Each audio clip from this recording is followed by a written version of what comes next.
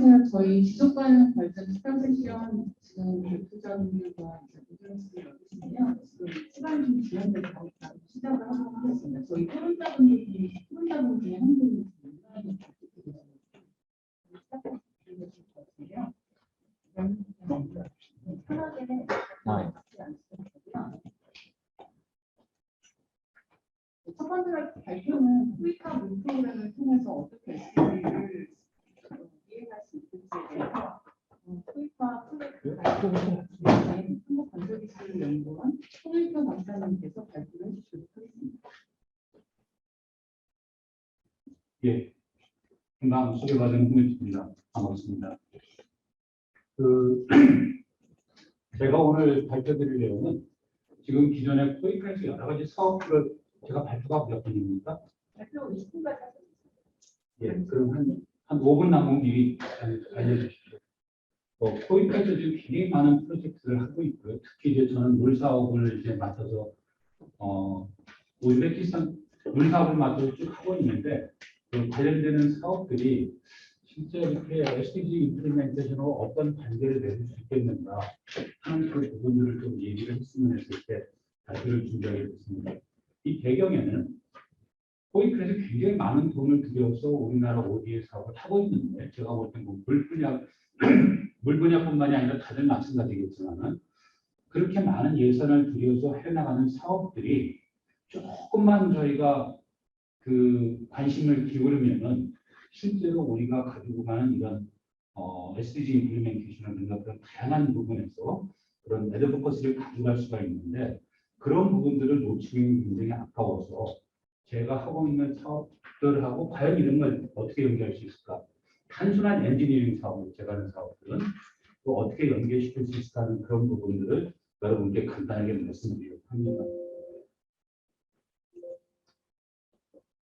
예, 먼저 이제 라오스에서 지금 막 진행이 시작된 사업에 대해서 말씀을 드리겠습니다. 이 사업은 지금 보시는 것처럼 이제 제가 안 보이신 쪽으로 놨습니다. 미안합니다. 이쪽에 보이십니다. 제일 먼저 이게 중요한 것이 이제 거버넌스 빌딩하는 게 있습니다. 워터섹스의 거버넌스를 빌딩하고 그 다음에 이제 그 물관리 시스템을 구축을 하는 건데 거버넌스가 기존에 있는 물 관련 거버넌스가 다양합니다. 이런 거버넌스를 잘 다시 만들어주고 또 물 관련되는 시스템에서는 물 정보 시스템과 댐 오퍼레이션 시스템 그리고 재래 관리 시스템을 하나로 통합하는 그런 시스템을 만들어주는 사업입니다. 예전에는 주로 이런 엔지니어링적인 사업들이 메인이 됐는데 아마 코이카에서도 처음으로 이런 물이라는 섹터에서 거버넌스 파트가 처음으로 들어간 이 사례가 되겠습니다. 그래서 굉장히 의미가 있다고 볼 수가 있고요. 또 지금 이제 그 라오스에서 이 사업을 하게 된 배경은 지금 보시면은 기존에 한 몇 년에 걸쳐서 일단 통합수량 관리에 대한 마스터 플랜을 수립한 바가 있습니다.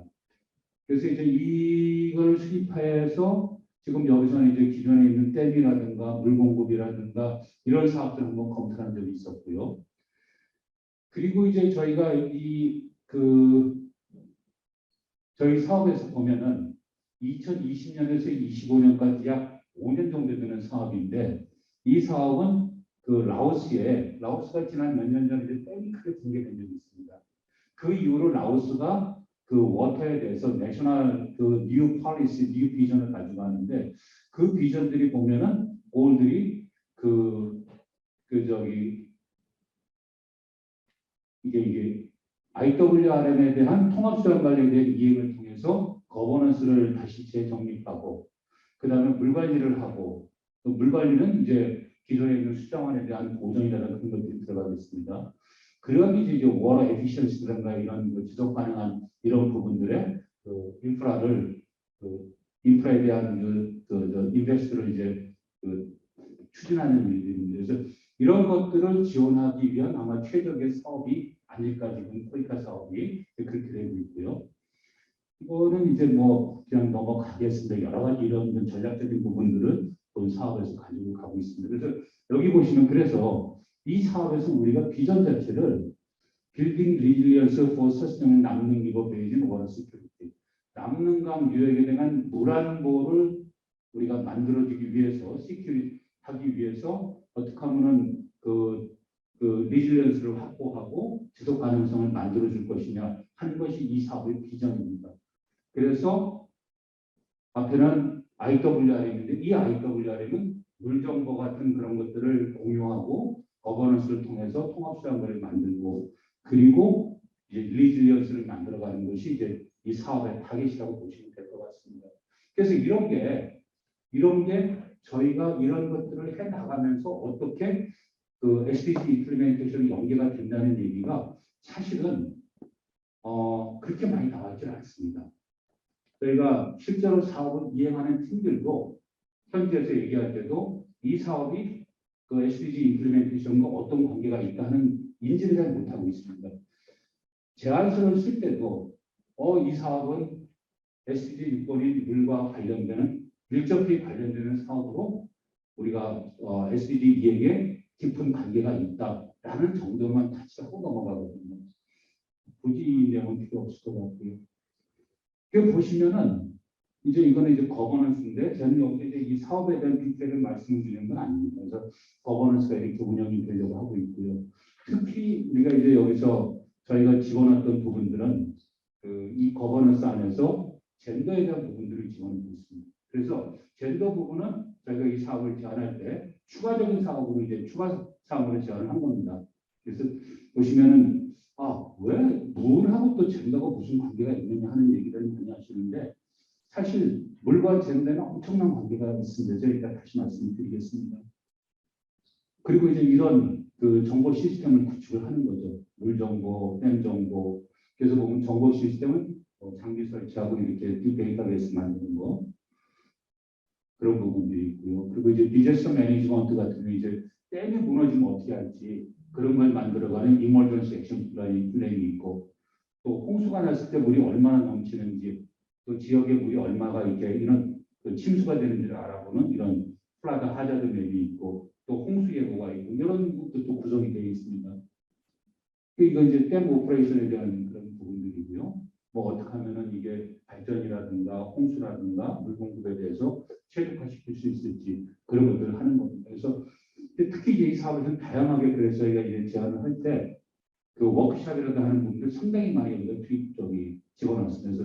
다양한 거버넌스를 만들어 나가고 이해 당사자들하고 얘기를 해나가는 그런 이제 부분이 있다고 볼 수가 있을 거고요. 오시백 같은 경우에도 저희가 이미 지난 사업이지만은 건설기술연구에서 이제 그 PM을 했던 그 사업입니다. 그래서 여기서 보시면은 뭐 전체적으로 오시백에 대한 그 물정보 시스템에 대한 마스터 플랜을 만들고 실제로 그 관측소 설치하고 데이터베이스 만들고 그 다음에 역량강을 했던 이 사업도 한 5년 정도 걸린 그런 사업입니다. 이런 식으로 이제 여기서는 기존에는 거의 모든 관측소들이 가서 이렇게 이제 그 나무 판때기에다가 자가 있어가지고 가서 눈으로 봐서 적어가지고 수첩에다 옮겨서 전국 지방에서 그렇게 만들어서 그거를 엑셀로 본부에 보내면은 그 엑셀 가지고 이제 관리하는 그런 형태였는데 이렇게 이제 실시간 자료를 이렇게 만들어서 보내게 되어 있습니다. 그래서 이렇게 하는 부분들을 저희가 이제 그 코이카에서 가지고 전국적으로 이런 걸 했습니다. 특히 이제 코이카에서 뭐 전국적으로 만들 수 있는 이제 관측소가 61개밖에 없다 보니까 그냥 데이터베이스에다가 직접 손으로 쳐서 넣으면은 그게 바로 DB로 올라가게끔 하는 그런 그 방법까지 해가지고서 거의 실시간 자료를 한 4,500개 정도 들어오시게끔 하다 보니까 전국적인 자료가 잘 모여서 움직이는 것 같습니다. 네. 그래서 여기 보면은 뭐 이제 그 쇼텀에 대한 그 기대 효과를 보면은 어쨌든 모니터링하고 이런 테크놀 이거 분석할 수 있는 그런 테크놀로지를 여기다 집어넣고 실질적으로 국가가 물 관리를 굉장히 효율적으로 할 수 있는 그런 부분이 쇼텀 익스펙테이션으로 보시면은 그 롱텀으로 본다면은 이 관측기기라든가 이런 소프트웨어 하는 부분 쪽에서 우리가 프로모션을 해줄 수 있었기 때문에 그 워터 인더스트리에 대한 어떤 프로모션이 들어가지 않겠느냐 하는 그런 부분이 하나 있고요. 두 번째는 실질적으로 이런 ICT가 도입이 되면서 사회적으로 경제적으로 상당히 많은 그 발전이 있을 수가 있습니다. 그래서 이 저희가 ICT 도입에 따른 그 사회 경제적인 발전 분야에 대한 검토도 했는데 그래서 그런 부분들이 과연 얼마나 이 국가의 지속 가능성에 영향을 미쳤겠느냐 하는 이제 그런 부분들도 저희가 이제 생각을 할 수 있을 거고요. 우즈베키스탄은 이게 그 트랜스바운더리에 제일 밑에 있는 나라인데 그 트랜스바운더리 어때 제일 중요한 게 이제 그 트랜스퍼런시한 워터 데이터입니다. 근데 우즈벡이 이제 안타깝게 제일 하류라 그런 데이터에 대한 트랜스퍼런시 부분은 늘 이제 그 열악한 수준에 있는데 그 상위에다 요구할 수 있는 그런 프레임을 만들 수 있었고요. 결국 이런 걸 통해서 굿 거버넌스를 만들어 갈 수 있다 하는 말씀을 드릴 수 있겠습니다. 지금 이제 말씀드릴 내용이 지금 말씀은 제가 이제 그 여기 보시면은 하이레벨 패널 온 워터라는 책자에서 다 가지고 온 겁니다. 그래서 여기 지금 또 그 소스가 있는데 여기 들어가 보시면 이 자료를 다 PDF로 받으실 수가 있습니다. 이거는 이제 Making Every Drop Count라고 해가지고서 실질적으로 2015년 말에 SDG가 발표가 되고 나서 세계은행하고 유엔 사무총장하고 두 분이 이런 하이레벨 패널 온 워터라는 것을 이제 만들었습니다. 이게 아주 고위급 패널인데 여기 보시면은 멕시코하고 모리셔스의 대통령들이 공동 의장을 하고 오스트리아, 방글라데시, 헝가리, 요르단, 네덜란드, 페루, 남아공, 세네갈, 타지키스탄 등의 대통령이 이 패널의 멤버입니다. 그러니까 어떻게 보면 물쪽에서는 이 이상의 높은 하이레벨을 만들어낼 수 없을 정도로 고위급 패널이 만들어낸 2년 동안 작업을 해서 만들어낸 이런 그 액션 플랜입니다. 지속가능 개발 목표를 이룩하기 위해서 여기 보시면은 그 실질적으로 가장 먼저 이런 모든 액션들의 파운데이션은 세 가지입니다. 물에 대한 이해와 물에 대한 밸류하고 물을 매니지하는 부분인데 이런 것들이 보면은 결국은 여기 보시면 이게 making evidence-based decision입니다. 그래서 물이라든가 아니면 워터 데이터 그래서 이런 것들은 결국 월드 워터 데이터 이니셔티브 이런 걸 통해서 이제 해나갈 수가 있다.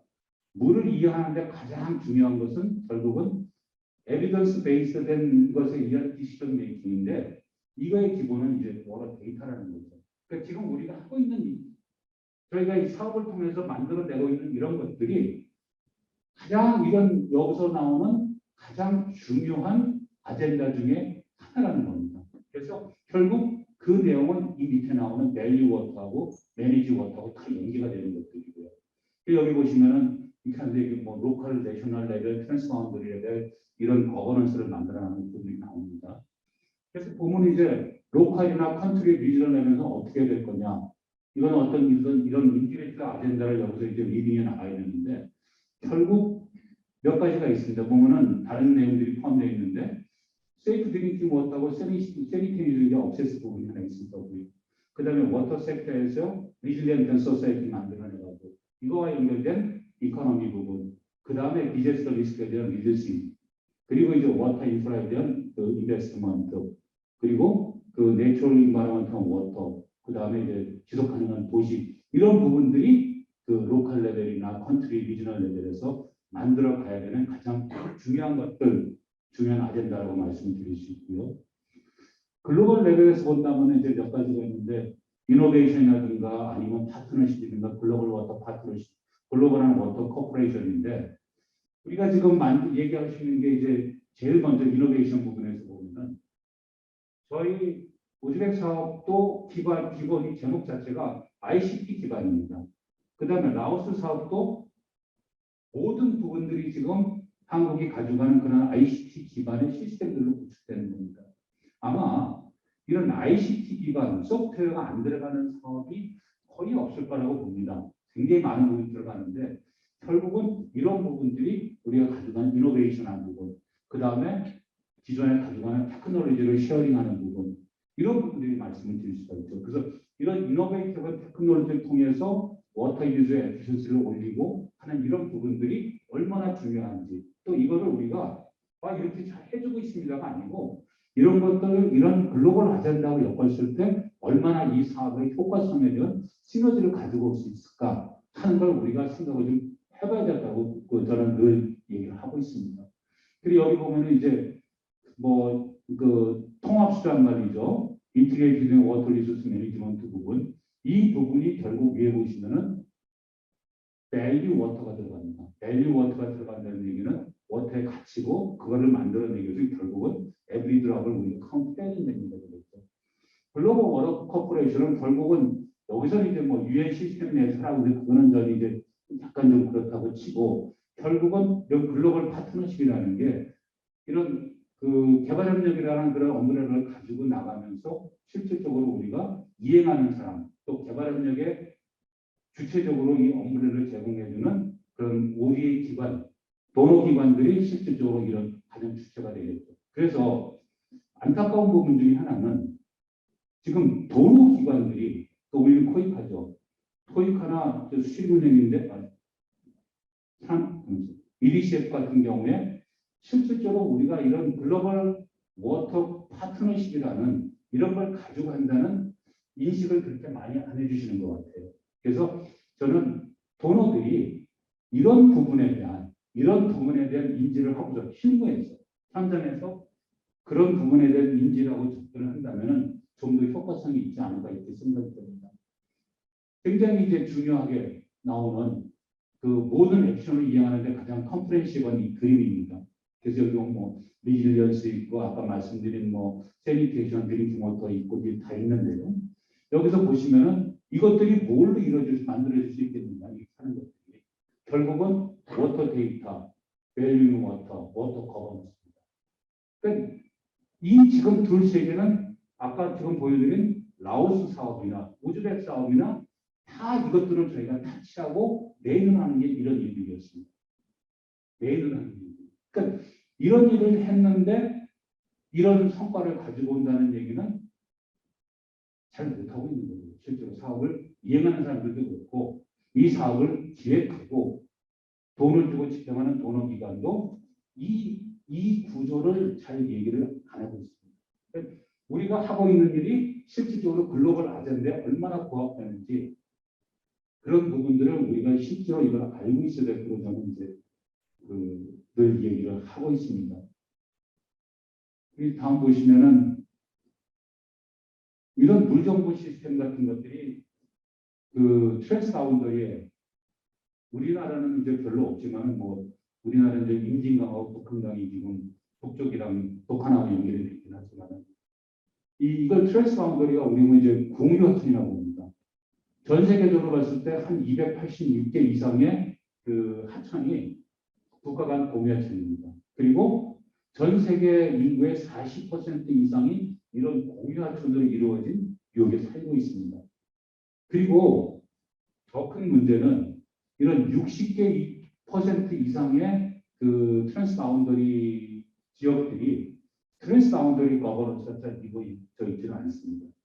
잘 돌아가는 경우는 이제 캐나다하고 미국하고 멕시코 이런 경우가 있는데 미국하고 멕시코 같은 경우를 보면은 그 콜로라도 리버 같은 경우에 1900년대 초부터 과연 여기서 멕시코는 얼마나 물을 줘야 되느냐 우리가 얼마를 받아야 되느냐 멕시코로 들어가는 수지를 어디까지 만들어줘야 되느냐 하는 것들이 이미 1900년대 초에 논의가 되어 왔었습니다. 이제 센트럴아시아, 중앙아시아 보면 이제 시리아리 아무다리아 리버가 있는데 이게 5개 나라가 있죠 중앙아시아에. 그 메콩 같은 경우는 이제 중국에서부터 라오스, 캄보디아, 베트남까지 넘어가는 이런 물들이 있고요. 그럼 어떻게 보면 우즈벡 사업도 이 안에 포함되어 있고 라오스 사업도 바로 여기서 지금 이루어지고 있는 겁니다. 지금 이건 제가 JH 서스테인 그 카드 뉴스에서 따온 건데 메콩강이 이런 가지고 있는 이런 문제점들 결국은 중국부터 문제죠. 중국에서 자료를 안 주고 있으니까 아예 다 닫아버리고 상하이 국가가 바뀌었으면은 중국 밑에서 큰 소리 쳤으면 꼼짝 못했을 텐데 위에서 중국이 뗀 것만 주고 다 하면서 아무것도 안 주니까 그 문제가 되는 거고 아랍에서 지금 이렇게 넓은 면적이 뭐 6만 9천 정도 되다가 이게 4만 5천은 줄어들었으니까 우리나라의 한 60%, 70% 되는 면적이 이렇게 뭐 10분의 1 줄어들었습니다. 그러니까 이게 결국은 거버넌스에 대한 문제도 있다는 거죠. 그래서 트랜스 바운더리 같은 게 제일 중요한 게 결국은 이런 데이터에 대한 정보에 대한 리스트입니다. 왜? 워낙 언론티슈 때문에 그런 거죠. 그래서 결국 이런 데이터베이스, 워터 데이터는 트러스트를 우리가 만들어 나가고 이 국가 간의 비전을 쉐어드 비전을 만들어 나갈 수 있는 가장 중요한 그런 그 기초가 되는 그 자료라고 볼 수가 있겠습니다. 여기 보시면은 여기 뭐 이런 트랜스 바운더리에 대한 그 워터 거버넌스를 만들기 위해서 뭘 어떻게 나가야 된다. 그 다음에 그 데이터 컬렉션이라든가 이런 그 해석하는 툴 이런 부분들에 대해서 어쨌든 트랜스 바운더리는 항상 이런 것들을 만들어 가야 된다 하는 내용이 있습니다. 그래서 지금 보시면 이 내용들이 제가 만든 게 아니고 그 책에 있는 내용을 제가 그대로 좀 따와서 여기다가 옮겨 적었을 뿐입니다. 그리고 보면 이제 아까 우리 이제 젠더 얘기가 잠깐 나왔었는데 그럼 뭐라고 된다고 저기 젠더 얘기해 주신 제가 앞에 잠깐만 예 3분이면 그 젠더 이클 소셜 인클루전 부분들이 우리가 보면은 이제 드링킹 워터 부분에서만 우리가 뭐 아프리카나 그런 나라의 젠더 문제하고 물하고 많이 관계가 있다고 얘기를 하시는데 실제로 이 거버넌스 부분에서 또 여성들의 다른 취약한 그런 부분에서 상당히 많은 부분들이 물 관련되는 그런 그 섹터에서 그런 것들이 우리가 발생하고 있는 것을 저희가 현장에서 많이 볼 수가 있습니다. 지금 또 이것도 JH 카드에서 제가 가지고 왔는데요. 특히나 이제 이런 홍수가 오거나 이런 그런 부분에서는 여기 보시면 방글라데시 사이클론이었을 때 90%가 이제 여성이 사망을 했고 그 다음에 이런 홍수가 나고 했을 때 여성들이 뭐 이혼 여성들 같은 경우에 이런 대도국에서는 수입원이 뚝 떨어지는 그런 부분들이 있을 수 있다는 거죠. 그래서 이런 재해 부분이나 일반적인 거버넌스 부분에서 젠더 부분을 물 쪽에서 이제 커버를 해줘야 되는 게 굉장히 많다고 볼 수가 있겠습니다. 그래서 저는 이제 뭐 특별히 여기서 이제 결론적인 말씀은 안 드렸지만은 그래서 보면은 제가 다른 분야는 잘 모르겠습니다만은 제가 수행했거나 수행을 마무리했거나 아니면 수행하고 있는 이런 물 관련되는 사업, ICT 기반의 물 관련 이 사업들이 우리가 연계시킬 수 있는 다양한 글로벌 아젠다가 있는데 그 글로벌 아젠다를 현업에서는 잘 연결을 못하고 있습니다. 저희는 이걸 지금 하려고 하고 있습니다. 현지 기관들, 다른 도너들하고 다 연결을 해서 국제기구들을 쓸데없이 하는 겁니다. 이게 보면은. 코이카 입장에서 봐도 그렇고 사업을 하는 같은 컨소시엄의 다른 팀들이 봤을 때는 쓸데없는 일을 많이 한다고 이제 생각을 해요. 보면은. 심지어는 이제 코이카에서도 쓸데없이 뭘 벌리냐고 얘기를 하는데 우리가 가져가는 사업에 대한 효과성이나 그 성과를 실질적인 글로벌 아젠다하고 연계를 시켜서 끌고 가는 것이 저희가 이 개발협력을 가지고 가는 또 그만한 예산을 투입하는 그런 그 결과에 부응하는 일이 아니다 그렇게 생각을 하고 그리고 앞으로 이제 개발협력 안에서도 이 섹터 쪽에서도 이런 부분들에 좀 더 그 관심을 갖고 좀 주의를 기울이면은 조금만 저희가 그 노력을 기울이면 돈 같은 예산을 가지고도 충분한 이런 효과성을 가지고 올 수 있지 않을까 그렇게 생각을 하고 있습니다. 예, 감사합니다.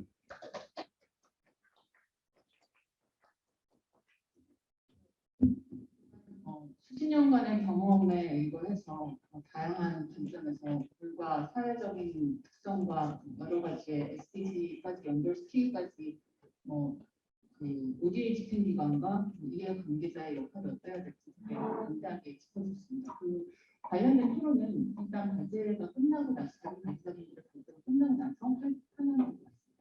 두 번째 발제를 맡아주실 분은 코이파 사회적 가치 혁신 박진남 교수님인데 지금 한국 스마트 워터 그리드 학회라는 이 학회에서 이런 주제를 다루는 것도 처음 그리고 이때 국장님께서도 이 내용들을 최근에 시작하신 걸로 알고 있습니다. 저희한테 굉장히 현대를 계속 일으킬 수 있는 주제라서 들어보도록 하겠습니다. 네, 반갑습니다. 저는 코이카에 근무하고 있는 정남입니다. 제가 작년부터 연구하고 있는 주제의 핵심 포인트는 이런 부분입니다. 우리 SDD 얘기도 많이 하고 있고, 그다음에 ODA와 관련해가지고 개발 효과가 나야 된다는 이야기도 많이 하고 있고, 이런 이슈를 얘기했을 때 항상 논의되는 지형이 주로 이제 사업이 발생하고 있는 소위 말하는 거의 코이카 기준만 코이카 협력국이라든지 코이카 협력 사무소가 있는 그 지역의 어떤 마을을 대상으로 많이 논의를 하는데요. 제가 이제 근무를 하면서 가만히 보니까 이 사업을 기획을 하고 이 사업이 실제로 일을 하고 있는 소위 말하는 ODA 전문가 분들에 대한 생활, 삶, 일을 하는 환경, 소위 말하는 양질의 일자리인지 아닌지, 이 문제가 크든 작든 사업 효과성이라든지 정책을 추진해 가는 동력이라든지 이런 부분에 굉장히 큰 영향을 주고 있는 분들이 자주 논의가 됐고요. 이제 젊은 청년층 같은 경우는 이 일을 하고 싶은데 어떻게 취업을 해야 될지, 어떤 준비를 해야 될지 이런 게 이제 좀 부족한 상태에서 소위 말하는 우연치 않은 기회로 이 분야로 뛰어들게 되었을 때 자기 현장에서 소위 말하는 SDG 달성을 위해서 사업을 기획하고 정책을 추진하는 게 얼마나 효율적일까 이런 질문으로 작년부터 이 분야에 대해서 연구를 계속 해오고 있는데요. 그래서 오늘 제가 이제 발표드릴 부분은 제가 근무하고 있는 코이카가 설립 때부터 지금까지 이 일자리 이슈에 대해서 어떻게 정책이 변화되어야 하는지, 그 정책의 변화에 따라서 실제로 우리가 하고 있는 다양한 PMC 사업이라든가 파트너십 사업을 어떻게 영향을 서로 주고 있는 받았는지를 좀 전반적으로 훑어보는 그런 시간을 가져보려고 합니다. 네. 이렇게. 네. 일단 정의를 하나 내려야 되는데요. 가장 어려운 부분이 아직까지 사실 제 연구에서 아직까지는 언급을 못했어요. ODA와 관련된 일자리를 뭐라고 정의할 것인가? ODA를 하고 있는 기관에 있는 모든 직원들 ODA 일자리로 볼 것인가? 아니면 소위 말하는 ODA라고 하는 정부에서 투입된 돈이 있지 않습니까? 3.4조 원 정도 되는데 이 돈이 들어가는 일자리만 볼 것인가?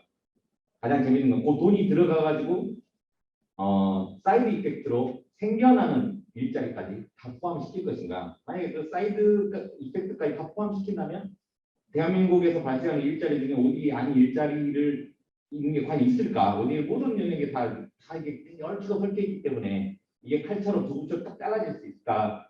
여전히 고민이고 이거에 대한 연구가 아마 올 연말하고 내년까지 이어져가지고 조금 정리를 될 건데요. 여튼 제가 생각하는 거는 기존에는 어찌됐건 ODA 일자리라고 하면 주로 프로젝트를 기획하고 운영하는 부분이 중심이었지만 최근에는 ODA를 집행하고 정책을 만들어내고 관련된 직무 전부를 ODA로 일자리로 보는 그런 경향이 조금씩 붙어지고 있다. 이거 말씀드리고 싶고요.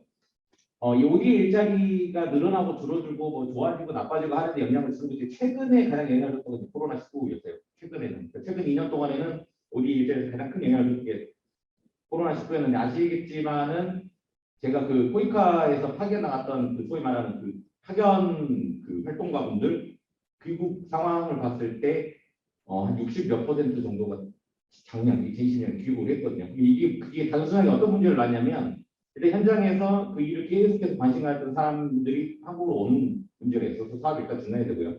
두 번째 문제는 국내 취업이 경쟁률이 치열하게 올라가요. 제가 2020년하고 2021년 취업률들을 좀 살펴봤는데 올해 인턴 같은 경우 7개월 계약직 한정직의 인턴 같은 경우 경쟁률이 60대 1 정도 나오는 상황이 됐거든요.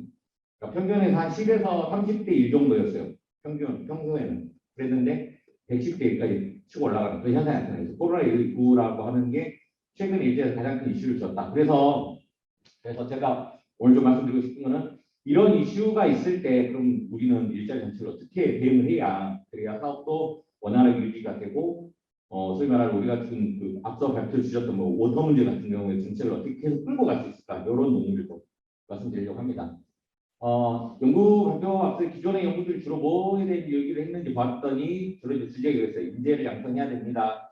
인재를 양성해서도 인재들이 어떤 역량이 키워야 됩니다. 또는 일자리 자체를 많이 만들어야 됩니다. 이런 연구들이 주로 이뤘는데요. 최근의 연구는 주로 일자리를 만들자 오디오 통해서 이 연구가 많이 이어지고 있고요.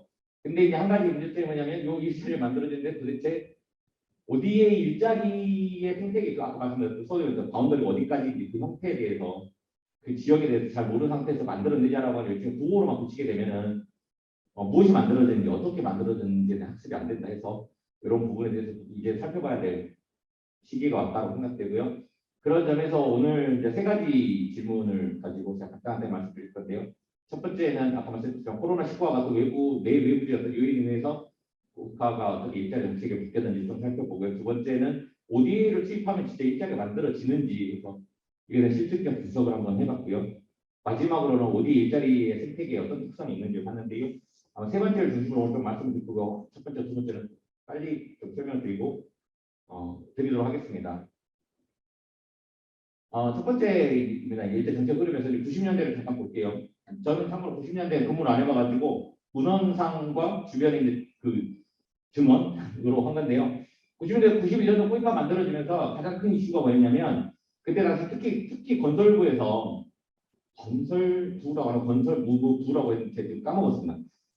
그 91년 전에 해마다 소위 말하는 그 해외로 전문가를 파견해가지고 우리나라 건설 그 수주하는 그 타당성 조사 같은 걸 하는 사업들이 있었어요. 꽤 큰 사업이었는데 그 사업이 코이카로 옵니다. 91년도 코이카 만들어지고 그때 코이카로 오면서 코이카가 가지고 그러니까 새로 만들어진 기관이기 때문에 사실은 그 건설과 관련돼서 논의할 수 있는 전문가 네트워크가 없었던 케이스고 그 네트워크는 건설부라는 정부 부처가 갖고 있었던 네트워크다 보니 90년대의 가장 큰 화두는 해외로 파견을 보낼 사람을 찾는 작업이었어요. 지금하고는 분위기가 많이 다르죠. 지금은 어떻게 하면 인재를 양성해서 취업을 시킬까 이런 문제인데 90년대에는 사람을 못 구하는 문제가 있었고요. 실제로 1993년도에 김광현이라고 하는 연구원이 쓰셨던 글을 보니까 이 전체적인 내용이 뭐냐면 여기 보시겠지만 우수한 인재 확보 방안 이런 표현이 나오거든요. 참고로 2010년 이후에서는 확보 방안이라는 단어, 그러니까 확보해야 된다 이런 식의 표현은 없습니다. 이제는 양성해야 된다 이런 식으로 나오지. 확보 방안은 어떻게 만들어야 될 것인가 했는데 그때 그 확보하는 방법 중에 하나가 뭐냐면 건설부는 네트워크가 있으니 건설부한테 추천을 받자. 추천을 받습니다. 정부 추천을 받았는데 일단 문제는 코이카는 외교부고 건설부에 서신이 가는 데까지 굉장히 복잡한 행정 절차가 있고 90년대에는 당연히 그 지금처럼 온라인 상에서 네트워크가 안 돼 있기 때문에 다 그거를 종이 모아서 손으로 서명해서 팩스로 보내고 이런 식이었잖아요. 90년대. 그러니까 굉장히 복잡하다. 그냥 다음 주에 보내야 되는데 더군다나 해외로 보낸다는 건 아시겠지만 비행기 티켓도 끊어야 되고 요건들 기재도 받아야 되고 굉장히 수사도 받아야 되는데 복잡하다. 두 번째 문제는 그냥 이 표현이 제가 쓴 건 아니고요. 그 정부 문건에 나와요. 일단 코이카 사람이 아닌데 코이카 일을 하려고 가면 그분이 얼마나 열심히 하겠냐. 결성시간 문제가 있더라. 뭐 이런 문제가 이제 대두됩니다. 그래서 코이카에서 만든 제도가 뭐냐면 ODA 전문가 등록 제도라고 하는 걸 만들어요. 민간에서 이런 경험이 있는 사람들이 미리미리 자기의 이력서를 등록을 해놓으면 필요할 때 그 등록된 사람한테 전화를 해가지고 빨리빨리 뽑아가지고 할 수 있다. 등록제를 해놨는데 등록된 사람들의 정보를 보니까 전체 등록된 인구의 한 초기에는 300명 정도 등록했거든요. 91, 92, 93년 초기에 한 300명 등록했는데 그중에 반이 농업 전문가분들이 등록이 되어 있는 거예요. 그러니까 아까 말씀드린 그 건설이라든지 경제 문제에 관련돼 가지고 전문가 파견이 안 되는 상황이었어요. 그래서 어떤 이슈가 나오냐면 여기서부터 조금 재밌어지는데 당시 이제 봉사단을 짰는데 그때의 봉사단은 이름은 청년봉사단이라고 지금 WFK라고 불리는데 청년봉사단을 현지에 갔다가 오면 이분들이 자유롭게 전문가로 등록할 수 있도록 이 봉사단에게 전문가 자격을 열어줘요. 여기서 이제 한 가지 그 고민이 생기죠. 기존의 전문가의 그 자격 기준이라는 게 있을 거 아닙니까? 학력은 어때야 되고 경력은 어느 정도 있어야 되고 이 기준이 굉장히 높았고요. 근데 청년 봉사단 분들이 그 기준에 충족하지 못하기 때문에 그 전문가를 소위 말하는 여러분들이 다 보셨을 거예요. 등급제로 처음에 만든 등급제가 6등급제였어요. 6등급제. 6등급 중에 6은 학력이라든가 관련된 경력이 없더라도 관심이 있거나 혹은 봉사단 다녀왔으면 전문가로 등록을 할 수 있게끔 6등급제고요. 6등급제 지금은 5등급제로 바뀌었고 지금의 5등급 중에서 5에 해당하는 분들은 경력이 없어도 등록할 수 있다 이렇게 점점 발전을 합니다. 그래서 요게 제가 봤을 때 이 전봉사단을 청년봉사단을 전문가로 등록하게 되는 요 제도가 거기까지 만들어낸 첫 번째 OD 일자리 정책이다. 저는 이제 그렇게 보고 있고요. 보시다시피 이 제도가 나온 게 청년들을 취업시키자가 아니고 코이파가 사업을 제대로 하려면 우선 인재가 필요하고 그 관련된 경력이 필요하다. 한 데서 파생됐다. 요 부분을 좀 강조드리고 싶습니다. 두 번, 요거 그냥 수치를 갖고 온 건데 보시다시피 봉사단이 쭉 늘어나는 속도하고 전문가나 의료단이 등록한 사람들이 숫자가 얼마 늘어나지 않잖아요. 그래서 이 봉사단 파견이 유용한 어떤 그 정책적 방법이었다라고 보고 있습니다. 두 번째 이제 화두가 2000년대 들어와서요 좀 이제 바뀌어요. 속보가 아니라 OD 인력 양성이라고 바뀌는데요. 그게 이제 크게 재밌는 이제 사건이 하나를 있습니다. 이거 나중에 한번 읽어보시고요. 참고로 이 장기순 박사님이 이거 관련해서 국내에서 되게 오랫동안 연구하셨던 분이시더라고요. 일단 핵심이 뭐냐면 우리가 코이파가 당시에 90년대에서 2000년 넘어갈 때 아까 이제 전문가 파견도 중요했지만 개발조사 사업이라는 게 있어요. 개발조사 사업. 이게 되게 지금은 낯선 표현인데 전문가 파견하고 개발조사 사업이 비슷해요. 개발조사 사업은 해외로 나가서 이런 사업을 하면 좋겠다. 한국에 있는 예를 들면 건설 회사라든지 무슨 농업 관련 회사들이 그런 사업을 하면 좋겠다 해서 개발 조사, 조사라는 사업이거든요. 근데 이 조사 사업의 정착력은 한국의 기업이 진출하는 것이 소위 말하는 산출물이에요. 이 개발 조사 사업 한축이 있고요. 여기서 말씀드렸던 프로젝트라고 하는 사업은 방금 전에 말씀드렸던 박사님께서 설명해 주신 것처럼 그 워터 사업을 직접 추진하고 관련돼가지고 산출물을 그 안에서 직접 측정하고 사업이 잘 되는지 혹은 수정을 보고 있는 이런 방식의 프로젝트 사업이거든요. 근데 코이카의 입장에서는 개발조사 사업은 실패할 확률이 굉장히 높은 거예요. 왜냐하면 우리 기업이 진출해야 되는데 조사가 잘 된다고 진출하지 않아요. 구성부 정보하고 모든 조건이 맞아야만 진출되니까 10번 조사 나가서 한두 건은 성공하지만 8번 실패하면 어떤 일이 벌어집니까? 80% 실패한 정책 이런 식으로 되잖아요. 그러니까 한 기관이 굉장히 부담이 크다. 또 하나는 소위 말하는 선지 공용국들에서는 조사 개발 사업 같은 걸 하질 않아요. 그건 그냥 그 정부에서 하는 거지. 그 소위 말하는 ODA를 다루는 에이전시에서는 그런 사업을 하지 않아요. 그래서 그때 코이카 내에서 프로젝트와 관련된 소위 말하는 ODA 프로젝트가 왜 필요한지 이건 어떻게 해야 되는지 관련돼서 다양한 연구와 그 정책적인 보고서들을 직접 생산해냅니다. 저는 이게 굉장히 놀라웠어요. 지금 같은 경우는 주로 그런 게 외부 학자들과 함께 협업해서 할 텐데 외부 학자들 부분들도 이 변화에 대해서 그때 당시에는 감지하지 못했기 때문에 그러니까 직원들이 밤에 모여서 글 쓰고 발표하는데 초기에 발표된 글을 보면 타자기로 썼어요. 90년대니까 타자기로 쳐가지고 그게 이제 그 조정이 안 되니까 스캔을 해가지고 스캔본만 갖고 있거든요. 이런 상황이에요. 그래서 프로젝트 방식을 추진하자. 프로젝트 방식을 추진하려면은 사업의 그 현장, 프로젝트 현장에 대한 지식이 있는 사람이 반드시 필요해요. 그러니까 기술만 가지고도 안 되고요. 행정 능력만 가지고도 안 돼요. 현장에 대한 이해도 필요한 이런 상황이 돼요. 그런데 현장 전문가가 국내에 있는가? 다시 앞으로 돌아가서 그 전문가 등록제 봤더니 없더라. 그러면 어떻게 돼요? 그럼 키우자 이렇게 되는 거예요. 그래서 이때 나온 게 뭐였냐면 ODA 교육원이라고 하는 그런 프로그램이 나오고 아마 그 조금 경험 있으신 분들은 들어오셨을 텐데 성과 관리 기법, PDM이라고 부르는 이런 것들 교육하고 그 시민사회 단체라든지 기업에서 저희 코이카 펀딩 같이 운영해가지고 교육 프로그램 만들고 심지어 제가 예전에 수업 들을 때는 아침 7시 반짜리 수업도 있었거든요. 출근하기 전에 광화문에서 PDM 공부를 하고 출근해라 이런 것도 있었어요. 그게 한참 유행이었어요. 그래서 인력 양성만 협업이라 또 하나 프로젝트를 추진하려면 이 프로젝트를 할 팀을 골라야 되거든요. 팀을 골라야 되는데 그 팀을 고르는 방식을 PMC라고 하는 제도를 만들어냅니다. 그 전에는 어떻게 골라야하는지 아십니까? 제가 봤는데요. 그 서류를 봤어요. 그 PMC가 없기 전에는 모든 항목들을 각각을 다 구합니다. 가령 시멘트를 구매하려면 시멘트 업체 직접 전화해가지고 시멘트 구해주세요 하고 그 다음에 나사 못 사야 되면 뭐 다 전화해요. 그래서 한 명이 그 직원 한 명이 한 개의 프로젝트를 하기도 버거웠어요. 전화하고 또 해외로 보내야 되고 이 하기 어렵거든요. 근데 그거를 어떻게 바꿔요?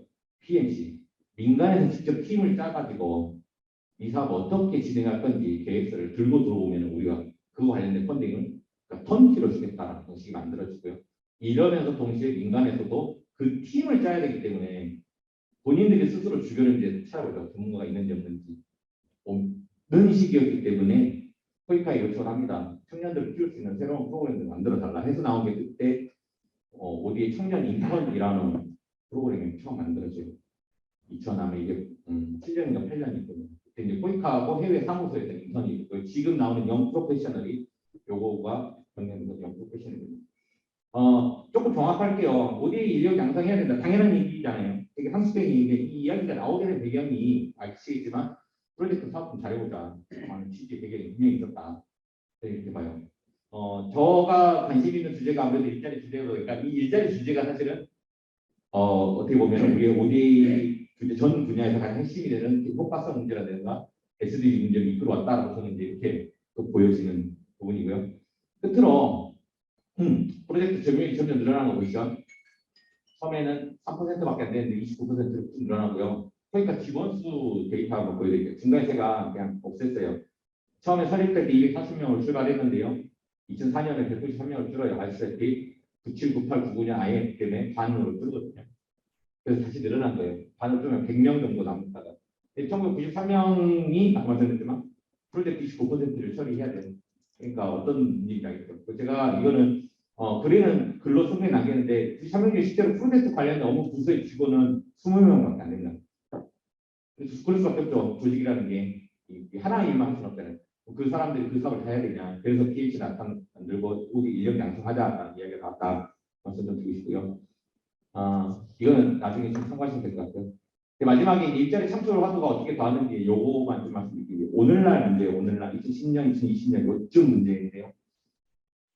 일단 첫 번째는 그 2009년에 2013년에 글로벌 리더 양성 사업이라 가지고 그 글로벌 리더 10만 양성 이런 단어가 한참 유행이 있었어요. 2009년이면 정권이 바뀌던 2008년에 바뀌던 그 시절인데 그때 나왔던 게 해외 취업 5만 명 시키자, 인턴 3만 명 만들자, 그다음 해외 봉사도 2만 명 보내자 이렇게 묶어요. 여기서부터 좀 재밌어져요. 해외 봉사가 왜 일자리 이런 퀘스천이 생기는 거예요. 어쨌든 이게 10만 양성을 붙여야 되는데 이 10만 명 중에 2만 명을 누구한테 어떤 정부 부처가 맡아야 되냐 해서 봤더니 코이카에서 해왔던 해외 봉사 사업, 청년 봉사단 사업이 보이는 거고 그럼 코이카가 청년 봉사단 사업을 통합해가지고 WSK라는 프로그램을 통합해가지고 운영하면 되겠다라고 해서 일단은 여기서부터 해외봉사 사업이 일종의 청년 리더, 청년 일자리의 일제 양성 이런 식으로 개념화가 돼요. 이게 이제 코이카가 주도한 건 아니고요. 정부 단위에서 이런 결정이 납니다. 두 번째는 요건 중간에 코이카 어떤 일인지 같이 쓰는데 큰 한번 보시면 될 것 같고요. 두 번째는 2017년에 만들어진 건데요. 재정지원 직접 일자리 사업이라는 그러니까 사업 통합이라고 하는 게 정부에서 발표가 돼요. 말 그대로 재정지원 직접 일자리는 지금 코로나19처럼 급작스러운 변화가 있었을 때 일자리가 급격하게 흔들리니까 정부의 재정을 실패해서 그 일자리를 좀 유지하는 그런 방식의 사업들을 재정지원 직접 일자리 사업이라고 하는데요. 이 사업이 만들어지면서 이 사업에 앞에 있었던 해외 봉사가 사업 여기로 포함이 돼버려요. WFK가. 그렇게 되면 이제 어떻게 돼요? 해외 봉사는 일자리를 위한 사업이 되는 건가? 라고 하는 문제가 만들어지고요. 여기서 지금의 여러분이 그 직접 피부로 겪고 있는 다양한 문제들이 다 파생합니다. 일단 하나는 이게 과연 일자리인가? 라고 하는 질문부터 있고요. 두 번째는 일자리를 창출했으니 그럼 끝난 건가 이게? 해외 자원봉사자가 많이 모집하면은 일자리 많이 만들었으니 축하할 일인가? 이런 문제들이 만들어지고요.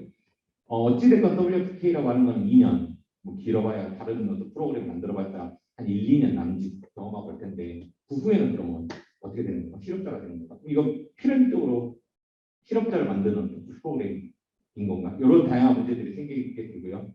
요거를 어떻게 해서든지 좀 극복을 해보려고 코이카에서는 경력사다리 제도라든지 글로벌 인재 8대 영역이라는 코이카 일자리 로드맵 등의 프로그램을 만들었고 지금 현재 상황은 어떤 상황이냐면 이 프로그램들이 이제 18일 만들어졌기 때문에 한 3, 4년 지났잖아요. 새롭게 평가하고 다음 제도로 넘어가야 되는데 다음 제도로 넘어갈 때 이제 제가 이제 보고 싶었던 부분은 보고 싶었던 부분은 바로 이거였어요. 과연 시장에서의 직업 분포가 어떻게 되어 있길래 이걸 보고 어느 부분에서 좀 더 일자리를 좀 강화시키고 해야 될지 봐야 되겠다 싶었는데 제가 주목한 것만 아주 짧게 말씀드리겠습니다. 일단 시민사회가 창출해낸 일자리가 30% 정도 돼요. 국제기구가 8%인데 이건 서울시에서 국제기구 지원사업이라고 코로나 사업을 왕창 했거든요. 2010년에, 2021년에. 그래서 많이 늘어난 거고요. 실제 국제기구는 3%가 안 됩니다. 여하튼 일자리가 만들어내는 핵심은 바로 시민사회 27%이고요. 정보공보기관이 만들어내는 이거는 코로나 영향이 있습니다. 코로나 때문에 아까 말했던 재정지원 사업들이 크게 늘었기 때문에 큰 의미는 없고요. 두 번째가 제가 보시는 게 민간기업. 결국에 시민사회와 민간기업에서 만들어질 수 있는 이 일자리가 넉넉 잡아 35에서 40%는 된다. 그럼 이 일자리가 어느 정도 양질의 일자리냐? 그런 청년들이 그 일자리를 구하러 갈 거고 그 일을 할 건데 보시다시피 정규직 직원 23%는 안 되고요. 이 대부분은 어떻게 돼요? 인턴과 단기 전문가인데요. 여기 한 반 차지하죠. 이해되시죠? 어떤 건지. 네. 그러니까 이런 일자리가 시민사회 국제기구 다 만들어지는데 시민사회에서 일자리가 양질의 일자리가 만들어질 수 있다면 분명히 좀 돌파할 가능성이 있다. 그렇다고 포인트가 이제 신경 써야 될 거는 시민사회 협업을 할 때 그 일자리를 어떻게 양질의 일자리를 만들어낼 것인지 고민할 시점이 아니다. 1분만 마무리하려고요. 네.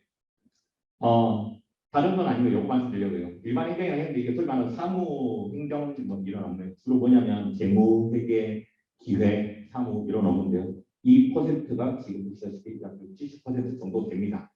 실제로 만들어지는 창출된 일. 그러니까 우리 OD 일제를 하면은 저 여기만 얘기하거든요. 25% 남짓 때는 교육 공부해야 돼, 무슨 보험 공부해야 돼 이게 아니고 양질의 일자리가 만들어지려면 결국 뭐냐면 ODA 회계, ODA 사업 기획, ODA 사업 관리 이런 분야에 대한 관심과 그거에 대한 제대로 된 평가가 있어야 되는데 한국은 단적으로 말씀드릴게요. 그거를 가르치는 학과의 수업도 없습니다. 영국은 있거든요. ODA 회계라는 게 달라요. ODA 회계는 일반 회계랑 다를 수밖에 없는 구조잖아요. 그런 부분들이 민간에서도 또는 포인트에서 동시에 고민해야 될 시점이다. 저는 이런 조건들이 맞춰져야 오늘 화두인 뭐 지속가능 발전을 위해서 어떻게 노력할 것인가 이것도 같이 집중될 수 있을 거다. 이렇게 말씀드리고요. 그리고 마지막 네. 들어주셔서 감사드리고요. 질문 있으면 나중에 말씀드립니다. 감사합니다.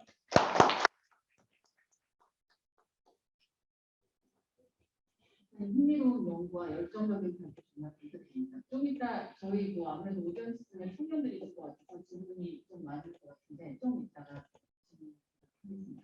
네, 세 번째 발제자는 여성연합에서 활동하고 계신 오정진 선생님이시고 요즘 젠더가 크로스커팅 이슈를 지속하는 발전에서 메인이 되고 있고 그리고 아까 홍보사님도 저희 이 분야에서 어떻게 연결이 돼야 될지 말씀하셨었는데 네, 오정진 선생님 부탁드리겠습니다. 네, 안녕하세요. 저는 우경진이라고 하고요. 저는 현재 한국여성단체연합에서 활동을 하고 있습니다. 한국여성단체연합을 처음 들어보시는 분들도 많을 텐데요. 저희 단체는 한국에 이제 1987년에創立되었고요. 한국의 이제 청소년 여성인권 분야 다양한 법제도의 정책으로 활동을 진행하고 있고요. 성평등 확산이나 여성인권 보장이 법제도만으로 되는 것이 아니기 때문에 다양한 사회문화 인식 개선과 확산 활동에 힘쓰고 있습니다. 그리고 또 이제 오늘 이제 국제개발 협력 분야 그리고 물관리 프로젝트 여러 분야들이 설명이 되고 있는데 저희 단체는 또 2010년 이후로 국제개발 협력 기본법 제정 이후에 어떻게 이제 글로벌 규범, 가이드라인 그리고 인권과 민주주의, 거버넌스 다양한 분야를 포괄하는 국제개발 협력 정책이 될 수 있을 것인가에 대해서 또 시민사회들과 함께 연대해서 정책으로 활동도 진행하는 그런 활동들도 하고 있습니다. 네. 일단 오늘 이제 주제가 물관련 그리고 지속가능 발전인데요. 사실 기후변화 그리고 지속가능 발전 문제가 토론이 되는 다양한 자리에서 물론 이제 젠더가 크로스커팅 이제로 되어 있긴 하지만 사실상 이렇게 많은 프로그램에서 비중을 차지하거나 또 이제 별도의 프로그램이 진행되거나 발표가 이루어지는 경우가 드는데 오늘 이렇게 젠더의 호선의 중요성을 잘 인식하시고 이렇게 별도의 발표를 마련해 주신 제이지 서스틴의 그 박재우 대표님과 주식직에 깊은 감사를 먼저 드리겠습니다.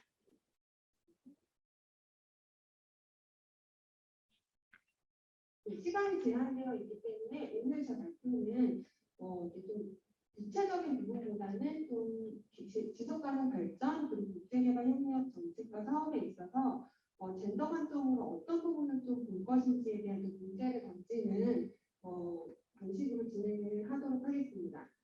네, 일단 동일인데요. 제가 오늘 말씀드리고 싶은 부분의 핵심은 우선 지속 가능 발전 의제라는 것은 사회적인 의제인가? 입니다. 지금 사실 지속 가능 발전 의제에 묶이는 의제들은 굉장히 많은데요. 특히 이제 그 중에 최근에 이제 지속 가능 발전의 프레임으로 생각해봐야 하는 주제는 코로나19가 있겠고요. 또 기후 위기 이슈가 있을 것입니다. 그런데 우리가 이제 그 문제를 바라볼 때 이것이 사회적인 의제인 것인지 아니면은 어떤 자연과학의 현상으로서의 문제인 것인지를 바라봄에 따라서 그 문제를 보는 시각과 분석이 달라지고 그리고 나서 해결책으로 나오는 어떤 그 대안들도 굉장히 달라지게 됩니다. 예를 들어서 이제 기후위기를 살펴보면 기후위기 문제의 핵심은 과연 온실가스인가? 아니면 사람인가? 아니면 온실가스를 만들어내고 있는 사회 전체적인 시스템인가? 이거를 보느냐에 따라서 굉장히 대안이 달라질 수밖에 없을 텐데요. 예를 들어서 온실가스로 제한의 원인을 초점을 둔다 하면은 온실가스를 줄이기 위한 굉장히 기술적인, 공학적인 이런 방식으로 좀 문제를 협소하게 바라볼 수밖에 없고 결국 대안책은 좀 더 넓은 어떻게 지금 사람들과 그 시스템이 만들어져 있는지에 대한 것보다는 협소하게 대안책이 만들어질 수밖에 없을 것 같습니다. 그래서 제가 오늘 드리고 싶은 질문은 일단 지속 가능 발전 의제라는 것은 경제, 사회, 환경, 평화, 안보 모든 의제를 지금 포괄하고 있지만 현재 우리가 지속 가능 발전 의제를 다룰 때 과연 이렇게 모든 부분들이 포괄되는 정치, 경제, 사회적인 의제를 다루고 있는 것인지에 대한 문제가 좀 같이 토론돼야 할 것 같습니다. 또 두 번째는 그렇다면 이런 지속 가능 발전 의제, 특히 코로나19, 기후변화 의제는 과연 이 사회과학 분야 안에서도 젠더의 의제로 다뤄지고 있을까에 대한 내용도 함께 살펴보도록 하겠습니다. 일단 아까 이호표 박사님, 발제자님께서 잘 얘기를 해주셨는데요. 사실 이제 기후변화의 의제를 바라볼 때 그리고 또 물 관련한 의제를 바라볼 때 굉장히 사실은 이제 사회과학적인 구체적인 시각이 굉장히 많이 요구가 됩니다.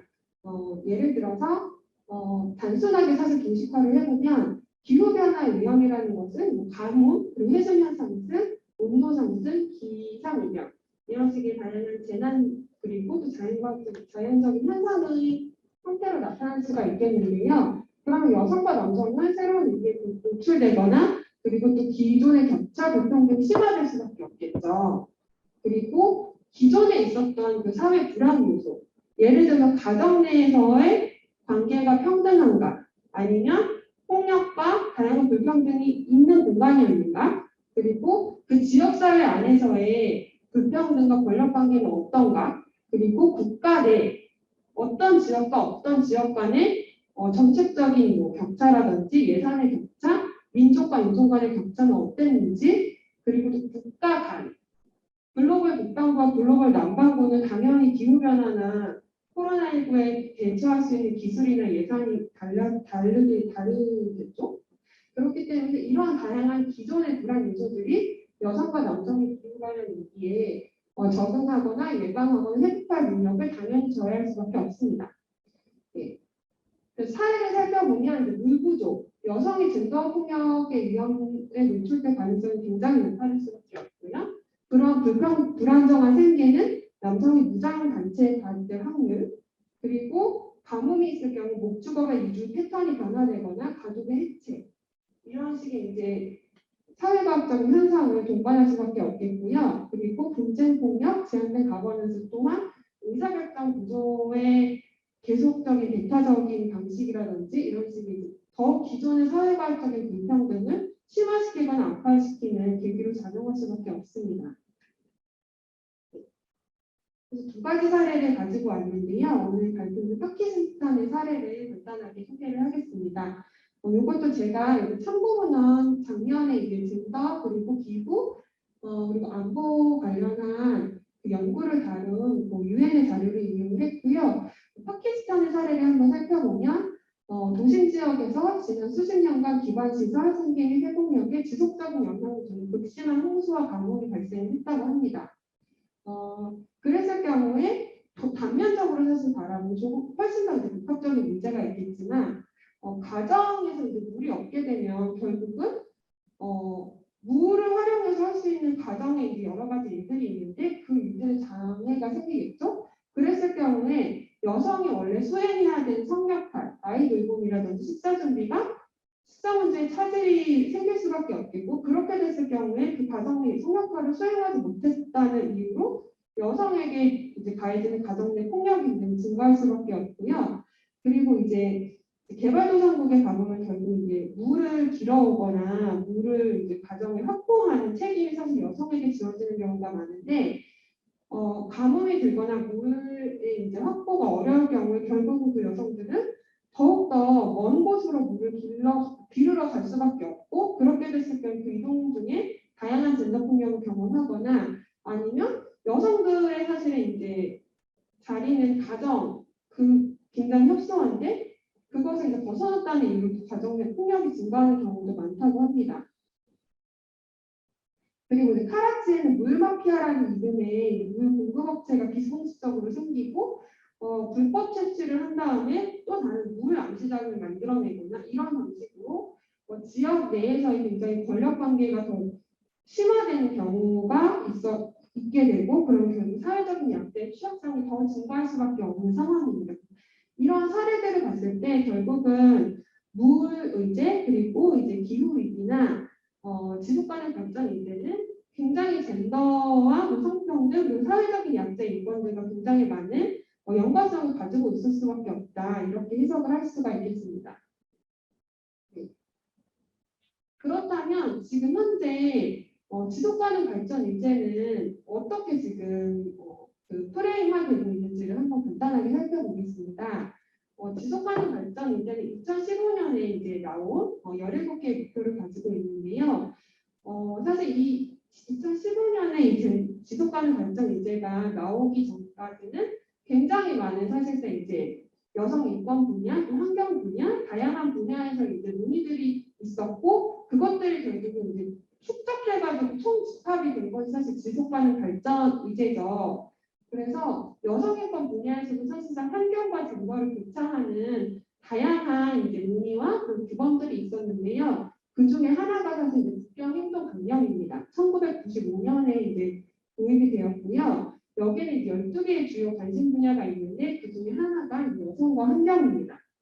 주요 테마는 이렇게 세 가지를 보시면 되는데 이 세 가지가 결국은 지속 가능 발전의 젠더의 크로스커팅 의제로서 나왔었던 여러 가지 그 테마들을 사실 압축한 거일 수도 있습니다. 네. 결국 이게 1995년에 나왔는데 지금까지 사실상 이 부서가 가장 급진적인 여성인권 분야에서는 가장 급진적인 부서로 평가를 받고 있습니다. 그 맥락에는 2000년대 이후에는 사실상 글로벌 신자유주의가 너무 더 이제 심화되고 또 그 이후에 불씨 이제 전쟁이나 이런 것들 때문에 더 많이 이제 합의를 이루기 어려운 여성인권 특히 관련해서 상황들이 많이 전개가 되었기 때문에 1995년에 저희가 이제 여성인권 옹호 활동을 할 때도 가장 많이 지금도 참조하는 문서는 국경 행동 강령입니다. 그 지속 가능 발전 문제는 이제 다 아시겠지만 MDG에서 SDG로 이제 변화하는 과정이 결국은 경제적인 빈곤과 이런 문제들을 경제적인 이슈 개발도상국의 의제만으로 협소하게 바라볼 것이냐 아니면 이것이 사실상 지구 공동이 함께 노력해야 하는 의제고 그리고 불평등과 빈곤의 문제는 비단 불평등, 경제적인 빈곤의 문제만이 아니라 결국 환경, 인권, 그리고 발전에 관한 담론, 여성 평화 이런 식의 다양한 의제들이 교차적으로 결합된 것을 인식하고 그렇게 포괄적인 해결책을 내야지만 우리가 이 목표를 달성할 수 있다. 이러한 이제 내용의 공동 지구 모든 국가가 이제 합의한 내용이라고 생각을 합니다. 그렇기 때문에 저는 지속 가능 발전 의제를 다룰 때 늘 환경, 인권, 그리고 여성 평화 이슈가 교차적으로 다루어져야 한다고 생각을 합니다. 한국 이제 그래서 유엔에서는 아까 국경 행동 강령이 1995년에 도입되고 나서 매 5년마다 모든 정부 각국 유엔 회원국들이 어떻게 국경 행동 강령을 이행하였는지 이렇게 답변 보고서를 내게 되어 있어요. 그 보고서를 내게 되어 있는데 2015년에 이제 SDG가 도입되고 난 이후로부터는 국경 행동 강령과 SDG가 통합된 방식으로 유엔에서 이제 질문이 나오고 각국 정부들은 이런 통합된 질문에 예시를 답변을 제출을 해야 합니다. 그래서 이제 보시면 2020년에 이제 베이징 25 국가별 모니터링 가이드라인인데요. 제가 이제 여러 질문들이 있는데 제가 이제 찾아본 질문들은 이제 지속 가능 발전 의제의 교차성 관련 질문들은 이렇게 다음과 같습니다. 환경 정책에서 성인지적 관점과 우려를 통합하기 위한 조치, 그리고 재난 위험 경과, 기후 탄력성 및 완화를 위한 조치. 굉장히 사실은 질문들이 포괄적입니다. 한편 한국 정부가 그렇다면 이런 질문들에 어떻게 답변을 했는지 살펴보도록 하겠습니다. 아까 나왔던 질문에 대한 이제 답변인데요. 이렇게 보시면 환경 유해 물질에 대한 여성의 취약성, 그리고 연관 관계, 그리고 재난 발생 초기에 이제 여성과 부부 약자를 위한 휴식 공간 마련, 그리고 여성용 응급 세트 지급 등등이 있고 노출 수준 조사하고 구축하고자 함 이렇게 있는데 사실상 아까 이제 유엔 위민에서 제기한 질문보다는 아직까지 좀 협소하고 하고자 함 이제 기초 수준 조사가 많은데요. 조금 더 이제 더 포괄적인 정책이 시행되고 그에 맞춰서 이 답변이 마련될 필요성이 있다고 생각을 합니다. 네. 그렇다면 지금까지 이제 현황을 살펴봤는데요. 젠더와 지속가능 발전 의제를 이제 교차하는 것이 사실 굉장히 어렵습니다. 저도 여성인권 단체에서 활동을 이제 하고 있지만 다른 이제 환경이라든지 국제개발 협력 분야에서 어떻게 젠더가 또 교차될 수 있고 사실상 이제 규범이나 가이드라인을 이제 정당적으로 이렇게 하는 것이 마땅하다라고 이야기하는 건 굉장히 쉬워요. 근데 그것을 지금 정책적 한계, 예산적 한계, 사업적 한계 속에서 어떻게 젠더를 교차하는 최대한의 효과를 만들어낼 것이냐는 사실 굉장히 어려운 문제입니다. 그렇지만 그 어려운 문제에도 불구하고 다시 한번 좀 살펴봐야 할 것들을 마지막으로 3가지 정도를 말씀드리겠습니다. 일단 첫 번째는 앞서 말씀드린 것과 같이 사실 젠더와 지속가능 발전, 기후변화의 교차성 고려는 국제적인 기준이 이미 많이 나와 있습니다. 하지만 실제로 국가정책이나 수립과 이행에서는 사실 잘 반영이 되지 않고 있는데요. 그 이유는 다음과 같습니다. 일단은 국가마다 다른 역량의 괴리입니다. 그러니까 국가마다 사실은 어떻게 젠더를 교차할 것인지에 대한 그 정책을 마련하는 수준, 사업을 만들어내는 수준, 이해 수준이 너무나 다르기 때문에 사실상 이제 국제개발 협력이나 기후위기 대응과 같이 국가 간 협력이 초급적인 협력이 필요한 그러한 큰 이제 대응 사업에서 굉장히 어려움이 됩니다. 그리고 국가 정책 레벨에서 정책들이 지역과 커뮤니티에서 실제로 이행되기 어렵죠. 지속가능 발전 의제 그리고 다양한 유엔 협약들이 사실상 국가 정부에게 이제 그 국가 정부가 그것을 이행할 책임을 명기하고 있는데요. 물론 SDG 같은 경우는 지방 정부와 그 다양한 이해관계자의 포괄적인 거버넌스 체제를 이룩하는 이제 아직까지도 실질적으로 지역과 커뮤니티의 그 예산적인 영향, 정책적 영향이 너무 상이하기 때문에 그것들이 아직도 실제로 이행되는 굉장히 많은 어려움을 갖고 있습니다. 그리고 이제 마지막은 시민사회 대책, 여성 시민사회 기후변화 및 환경정책 수립 정책의 접근성 제한인데요. 사실은 이제 기후변화나 지속가능 발전 문제에서 다양한 자연과학적인 물, 재난, 그리고 여러 가지 수자원, 여러 분야에서 사실상 SDG 5 목표를 제외하고 나머지 분야에서는 사실상 젠더가 굉장히 표면적으로 그냥 상징성으로 여성이 고려되어야 합니다. 이렇게 되는 경우가 굉장히 많아요. 그렇기 때문에 여성 시민사회나 다양한 여성인권 활동을 하는 다양한 이해관계자들이 정당한 파트너로서 사실은 접근할 수 있는 기회가 굉장히 많지 않습니다. 또 한 가지는 이제 젠더 데이터 수집 분석에 대한 내용인데요. 일단은 지속가능 발전 목표가 젠더가 크로스 커팅 위주로 되어 있기는 하지만 실질적으로 지속가능 발전 전반에서 젠더 분석을 할 수 있을 만한 그 데이터 가이드라인이 굉장히 협소합니다. 예를 들면 SDG의 232개 지표 중에서 젠더 환경의 교차를 볼 수 있는 세부 목표와 지표는 단 8개밖에 없어요. 그렇기 때문에 데이터를 수집하고 분석하는 가이드라인이 잘 마련되지 않고 또 특히 데이터가 국가 대립 차원에서 굉장히 파편화되어 있기 때문에 포괄적인 데이터를 다시 만드는 것도 굉장히 큰 어려움입니다.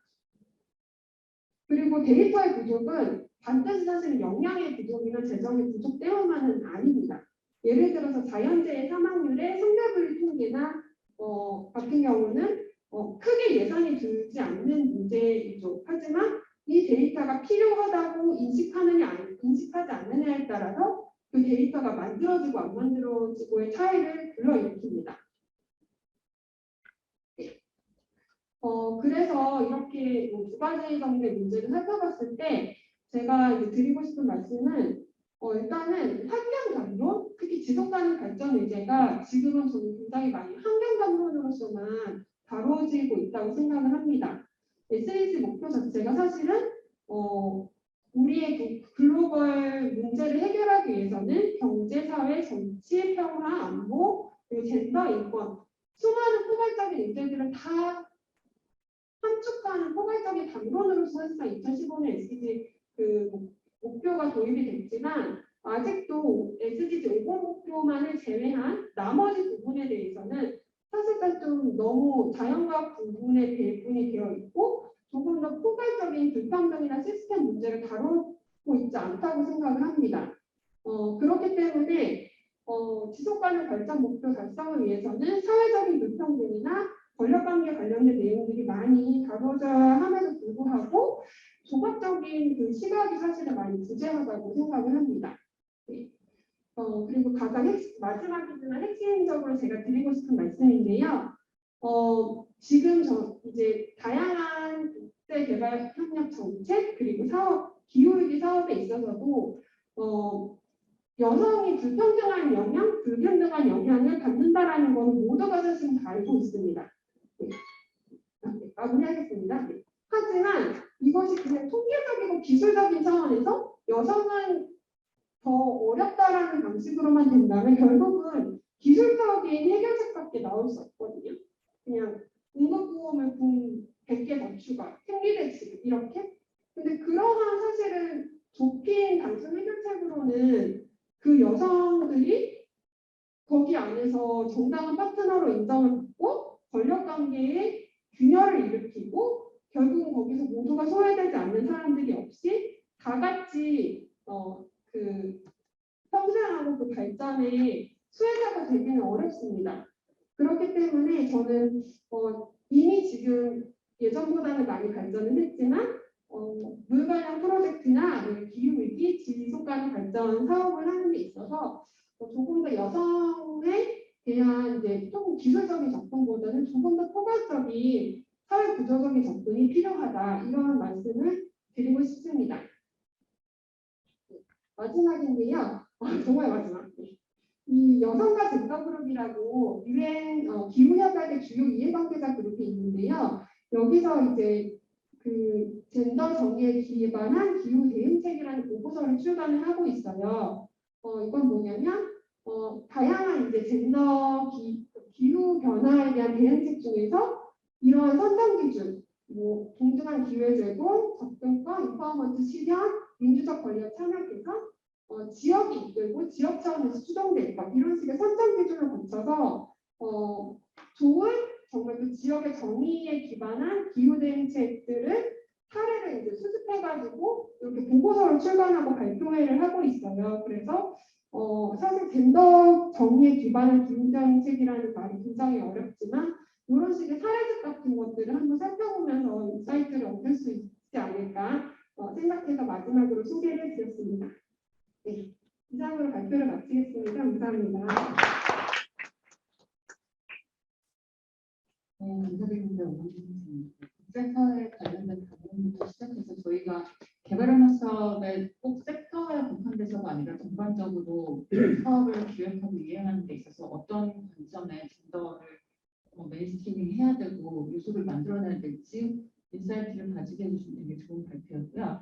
지금 저희가 토론자 두 분이신데 지금 오프라인으로 한 분이 계시고 온라인으로 한 분이 계시거든요. 제가 오퍼레이션을 아까 안 여쭤봤는데 혹시 여기 온라인으로 참석하시는 분이 그 줌으로 연결되어 있으시면 그 말씀을 하시면 들으실 수 있는 시스템입니다. 네. 네. 그럼 일단 지금 여기 계신 저희 강경석 박사님부터 먼저 토론을 좀 하시는 걸로 하겠습니다. 네. 마이크 뒤에 있어요. 난 뽑아주고.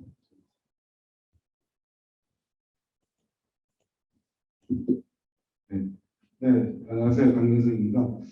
발표 내용 굉장히 잘 들었고요. 새로운 부분에 대한 것들도 있고 좀 특이하게 이제 젠더에 대한 부분이 사실 제일 고민인 게 젠더 부분인데 저도 이제 그 부분에 대한 것들 일단 이제 홍 박사님한테 몇 가지만 조금만 여쭙겠습니다. 일단 사실 뭐 제일 좋은 게 문서 관련된 것 중에서 제가 볼 때는 가버넌스 바라고 특히 이제 5개 사업의 경우에 개발도상국이나 이제 이쪽에 갔을 때 국가마다 사실은 거버넌스가 다 틀리고 그 이해관계자들이 틀리는데 그 사람들하고의 거버넌스 구축에 있어서 어떤 경험이라든가 아니면 노하우라고 해야 되나요? 이제 그런 것들을 구축할 수 있는 방안하고 그다음에 거기에 이제 사실은 이게 거버넌스 구축에서 또 연결되는 게 이제 젠더하고의 연결 어떻게 가져갈 것인지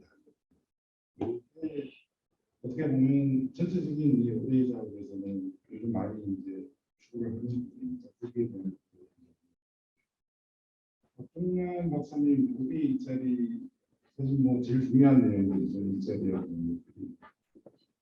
거기에서 이 ODA 관련은 제가 저도 이제 뭐 나가서 아프리카 인턴 뭐 저기 해외 봉사단원 뭐 이런 사람들 보면 과거에는 봉사단원에서 직원으로 이렇게 올라가는 그런 케이스들이 좀 있었는데 지금 많이 없어졌다고 그러더라고요. 이제 그런 것도 없어지고 그러다 보니까 아까 그냥 시급자를 만든다라고 하셨는데 이 ODA 이 인턴을 뽑을 때 저는 이제 전문가들 이제 나온 친구들을 물어보니까 전공 불문이더라고요. 자격 조건에 무조건.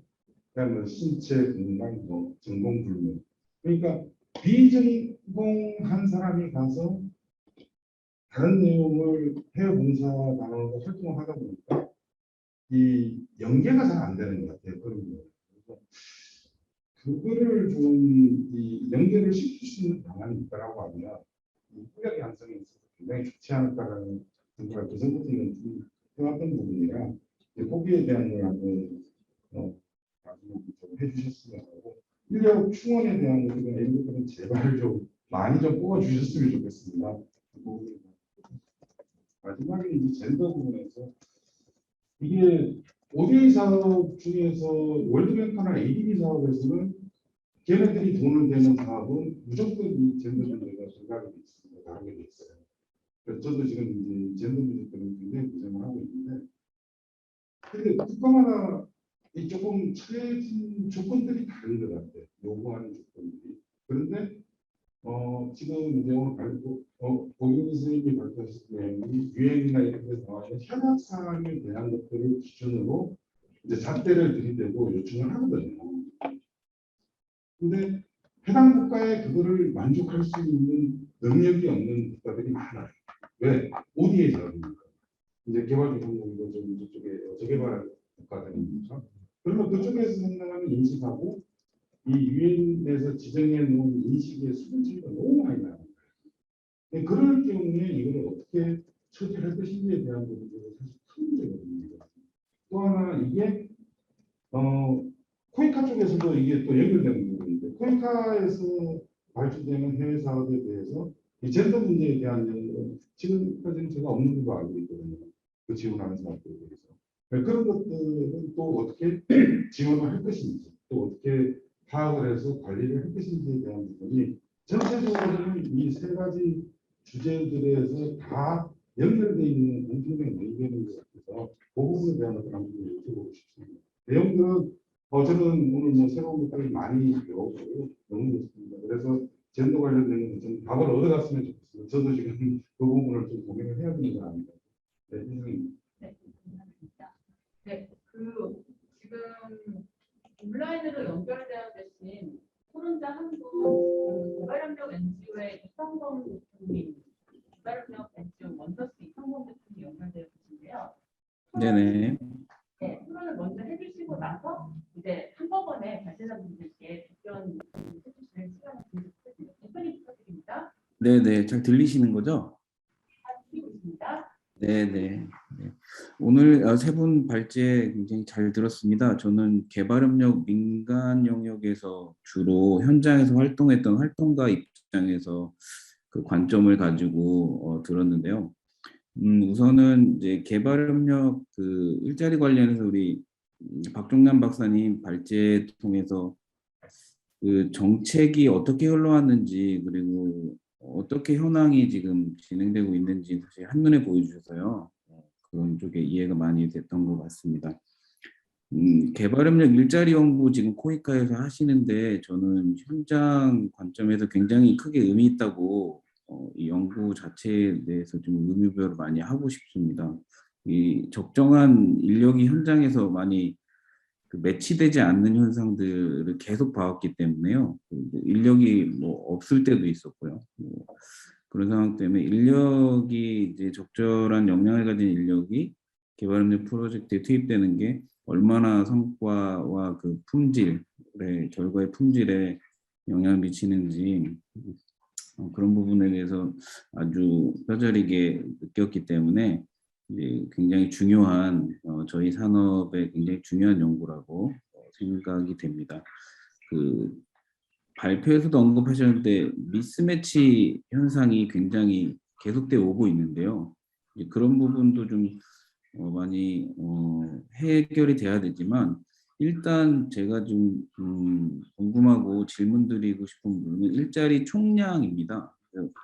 실제로 오늘 발제해 주신 내용들의 중간 부분에 나왔지만 그 일자리가 총량이 저희한테 정말 충분하게 제공되고 있는지, 일자리가 불충분하거나 아니면 저희 이제 일자리 생태계 차원에서 보면 굉장히 초기 진입이 좀 많이 작고, 그리고 역량을 높이기 위한 경력직으로 가기 위한 일자리 사다리에서 초기 진입 부분이 굉장히 부족하다는 생각을 계속 하고 있는데요. 그 부분에서 일자리 총량에 대한 연구가 계속 되고 있는 것인지, 각 분야로 제시하신 뭐 ODA 쪽 분야나 NGO 쪽 분야의 일자리 총량이 어떻게 좀 구체적으로 파악되신 부분이 있는지 그런 연구에 대해서 좀 언급을 더 해주시면 좋을 것 같고, 그리고 지금 ODA를 통해서 일자리 민간에서 창출되는 일자리가 가능하다고 의미 있는 부분이라고 말씀해 주셨는데 그런 부분에서도 조금 더 설명을 해주시면 어떤 형태의 일자리가 ODA에서 지원을 해서 민간에서 양질의 일자리가 창출될 수 있는지도 좀 설명을 더 해주시면 좋을 것 같습니다. 볼 관련 시스템이나 이런 부분에 대해서는 굉장히 잘 들었습니다. 저희가 사실은 일하고 있는 곳이 라오스 북부 이제 산악지대인데요. 거기에도 지금 현재 루앙프라방 북쪽에 나무댐이 건설되면서 굉장히 그 지역 생태계와 이제 커뮤니티의 환경 변화에 대해서 이제 적응도 안 되고 주민 영향이나 환경 영향이 굉장히 많이 미치는 것으로 계속 저도 겪고 있습니다. 근데 그 발제하신 내용 중에 그 댐의 설치 전후 과정과 운영 과정에서 주민 영향이 미치는 부분, 그 환경 영향이 미치는 부분에 대해서 모니터링하고 대응하는 쪽에 ICT 활용 시스템이 좀 있는 것을 보이거든요. 그래서 그런 부분에서도 좀 구체적으로 어떤 형태로 이제 활용되고 그 주민이나 환경에 미치는 영향이 좀 감소되거나 대응할 수 있는지 있으시면 좀 설명을 부탁드리고요.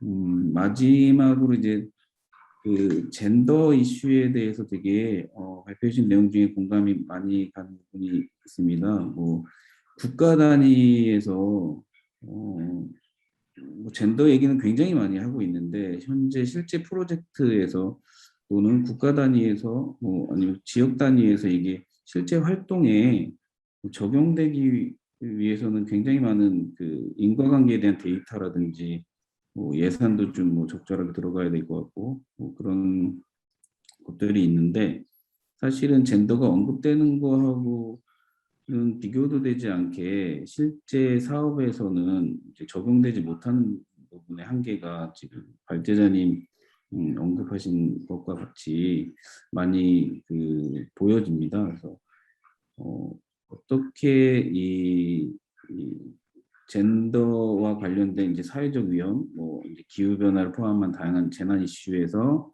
이런 이제 교차성, 인과관계들이 이제 데이터 수집이 되고 그게 이제 실제로 실천 현장에서 이제 잘 활용될 수 있는지 혹시 예가 있거나 어디 연구 쪽에 이제 방안으로 제시된 부분이 있다면 그런 부분은 좀 말씀해 주시면 의견을 듣고 싶습니다. 네, 여기까지입니다.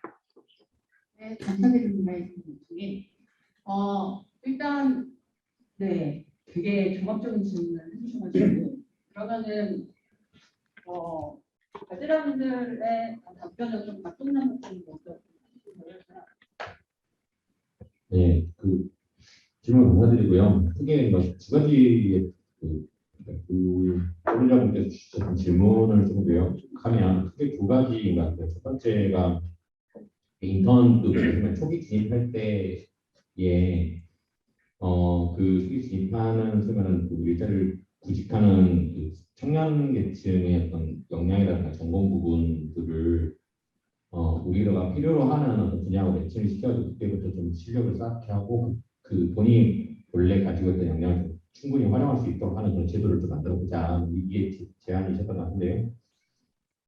이게 이렇게 말씀드려야 될 것 같아요. 이게 초기에만 이런 제도가 없었고 이제 제도를 세팅한다면 그런 부분들이 충분히 시도될 수 있을 것 같은데 이 요리라고 하는 일자리 부분이 한참 정책이 진행되어 온 현 시점에서는 지금 현재 오히려 더 필요한 게 경력이 없더라도 학력의 구애를 받지 않더라도 생계자는 같은 데 구애 받지 않고 이 분야로 누구든지 원하면 들어올 수 있도록 하는 문을 더 열어야 되는 지금 상황입니다. 근데 저희가 봤을 때 그런 상황이 그 이유가 뭐냐면 일단은 그 지원자들의 그 전공 분야에서 이공계 특히 공학 계열은 거의 없어요. 제가 그 전공 설문 같은 거 조사할 때 전공 특화는 많이 있는데 이과 계열, 그러니까 물리학이라든가 수학 같은 그런 계열 같은 경우는 아예 거의 없다고 보고 공학도 거의 없습니다. 결국에 우리가 뭐 IT와 관련된 ODA 사업도 해야 되고 오늘 발제해 주셨던 물과 관련된 것도 공학적 지식이 있어야 되는데 그런 부분들이 진입하는 청년들이 많이 적다 보니까 한 10년, 20년 지났을 때 그 관련된 분야 전문가를 찾는 건 훨씬 더 어려워지고 상황때는 그런 부분이 있어서 지금 현재는 여전히 좀 열어줘야 되는데 그렇다면 포인트 같은 경우는 그냥 여는 게 아니라 홍보를 좀 전략적으로 할 부분이 있다. 예를 들어 IT, OD를 확성이나 인터넷 확성이나 이런 식의 전략적인 부분이 좀 있다라고 그런 접근이 저는 가능할 것 같고요. 두 번째 이제 질문이 뭐냐면 ODA와 관련된 일자리가 어떤 식으로 창출되고 총량 어느 정도 있다라는 부분이고 이게 이제 이거는 우리의 사회적인 어떤 합의가 이루어지는 프로세스 중인 것 같아요.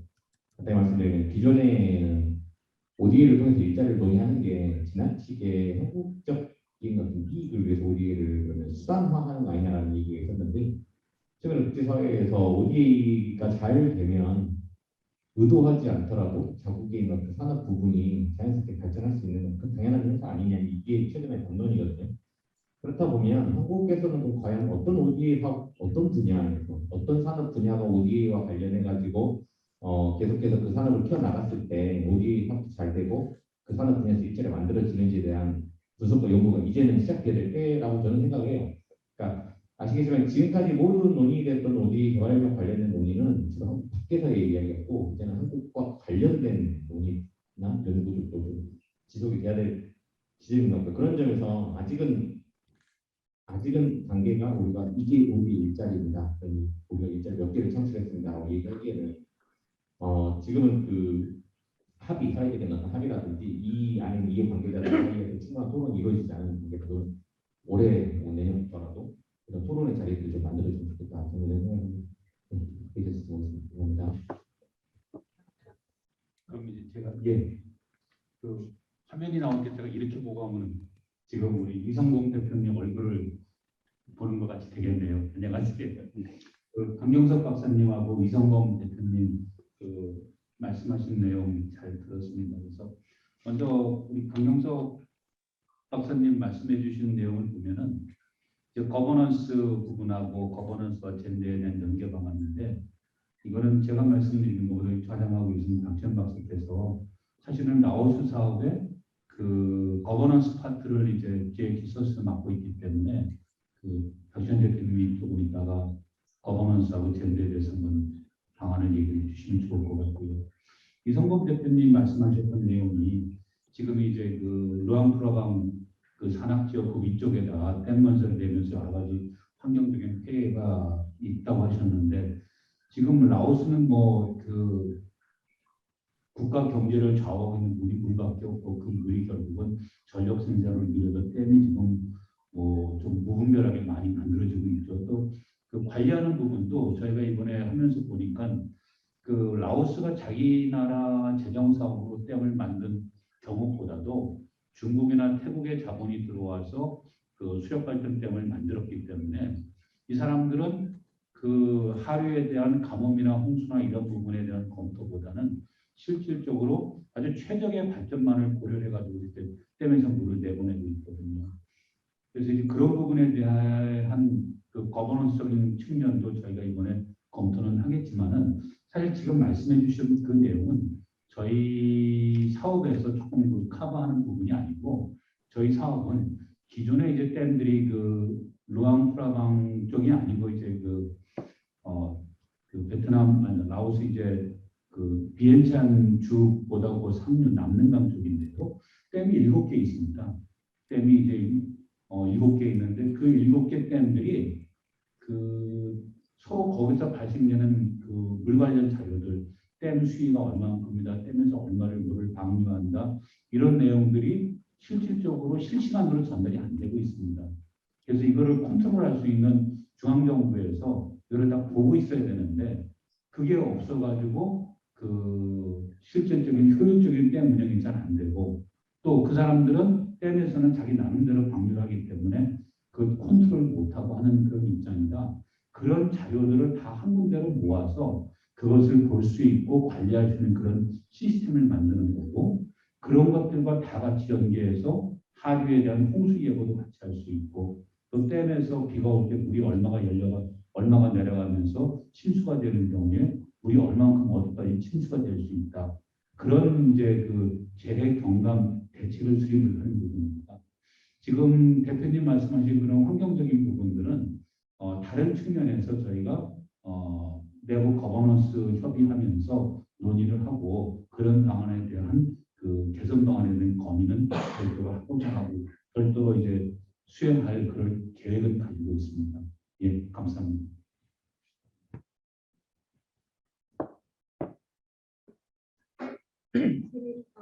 고경진입니다. 주시는 질문들에 대해서 답변을 드리겠습니다. 공통적인 질문을 주신 것 같은데요. 일단 그 유엔이라든지 이런 국제 가이드라인과 현지가 그리고 지역 간의 격차 그 갭을 어떻게 메워야 할 것인지에 대한 많은 고민이 있으시다고 들었는데요. 저는 일단 첫 번째로는 너무 전더에 대해서 어렵게 고민을 안 하셔도 되지 않을까라는 말씀을 드리고 싶습니다. 왜냐하면 유엔이나 이런 기준들은 사실상 지향점이고 저는 그 지향점과 현실과의 괴리는 단지 개발도상국뿐만 아니라 모든 국가에 다 존재한다고 생각합니다. 한국도 마찬가지이고요. 그리고 사실상 이제 지속가능 발전 인재에서 중요시되는 가치들, 민주적인 가버넌스, 인권, 젠더가 사실상 좀 지향이고 이거를 지향으로 두고 우리가 조금씩 그거를 따라가고 발전해 나가는 과정 정도로 생각을 하면 젠더가 그렇게 어려운 분야는 아닐 것 같다 이런 생각을 하고요. 예를 들면 처음에 이제 뭐 사업을 젠더 관점에서 완벽하게 설계하는 것보다는 예전에는 하지 않았던 한두 가지 절차를 추가시키는 것들 예를 들어서 유니세프나 월드비전 같은 곳에서 사실상 젠더 이제 개발력 사업을 할 때 체크리스트 같은 것들이 많이 나오고 있거든요. 질적 체크리스트. 그래서 예전에는 하지 않았지만 이번에는 한번 그런 이제 그 다양한 문화 같은 것들을 살펴본 다음에 질적 체크리스트를 한번 살펴보는 걸 과정을 추가를 해본다든지 아니면 그 현재 프로젝트가 진행되는 그 지역의 좀 여성 주민들과의 간담회를 몇 차례 포커스 그룹 인터뷰를 해본다든지 아니면 현지에서 좀 활발하게 활동하고 있는 지역 여성단체 활동가들을 좀 자문을 받는다든지 이런 식의 좀 한두 가지 정도의 사실은 과정을 쉽게 추가를 해보더라도 그 사업의 결과는 굉장히 달라질 수 있을 것 같다. 그래서 저는 젠더가 사실상 너무 어렵게만 느껴지는 그런 가치는 아니었으면 좋겠다는 생각이 들고요. 그리고 코이카 관련해서는 사실 저도 좀 여러 가지 이제 의견을 드리고 싶은 것들이 많은데요. 일단 젠더를 전담으로 하는 담당관의 수가 너무 절대적으로 다른 국가 국가 개발협력 기관보다는 작다고 생각을 하고요. 그리고 젠더 담당관뿐만 아니라 젠더의 분석과 젠더를 보는 그 과정과 절차에 배정되는 예산들도 너무 작다고 생각을 합니다.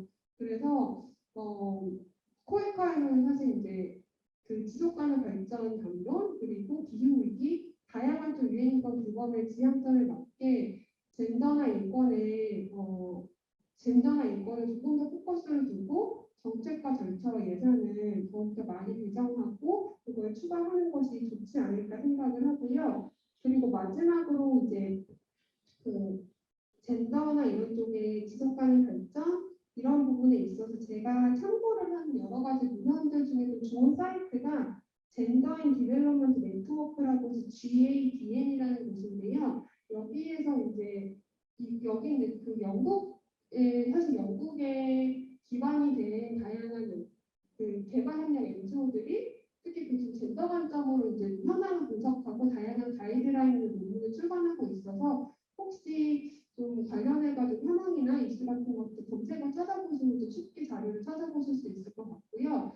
또 한국여성단체연합에서 작년과 올해 국제개발 협력 정책 관련해서 문헌을 좀 저희가 번역을 하고 있어요. 그래서 11월, 12월 이후에 저희 홈페이지에 오시면 관련 논문이나 가이드라인을 함께 찾아보실 수 있을 것 같습니다. 네, 감사합니다. 네, 감사합니다. 네. 세션으로 지금 시간이 좀 많이 지연돼가지고 5분 안에 좀 정리를 해볼까 하는데 제가 라스트하고 앞세션 때문에 좀 지연이 돼서 저희가 지금 한 5분 안에 정리를 좀 하는 게 좋을 것 같습니다. 사업 거버넌스와 젠더를 말씀드리기 전에 혹시 플로어시다 이 질문 꼭 하고 싶습니다. 하시면.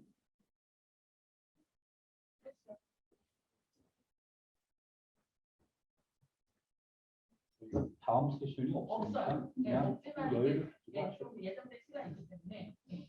저는 박정만 박사님께 OD 일자리 관련해서 질문을 드리고 싶은데요.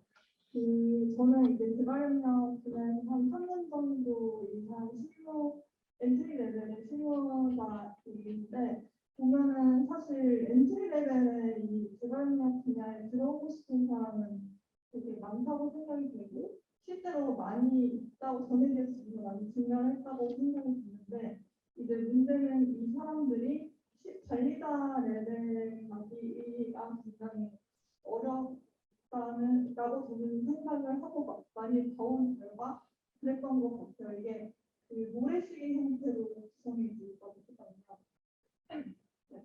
그래서 이런 문제를 조금 어떻게 앞으로 해결을 해야 할지 저는 얘기하면 이런 시간이 없다 보니까 한번 주시면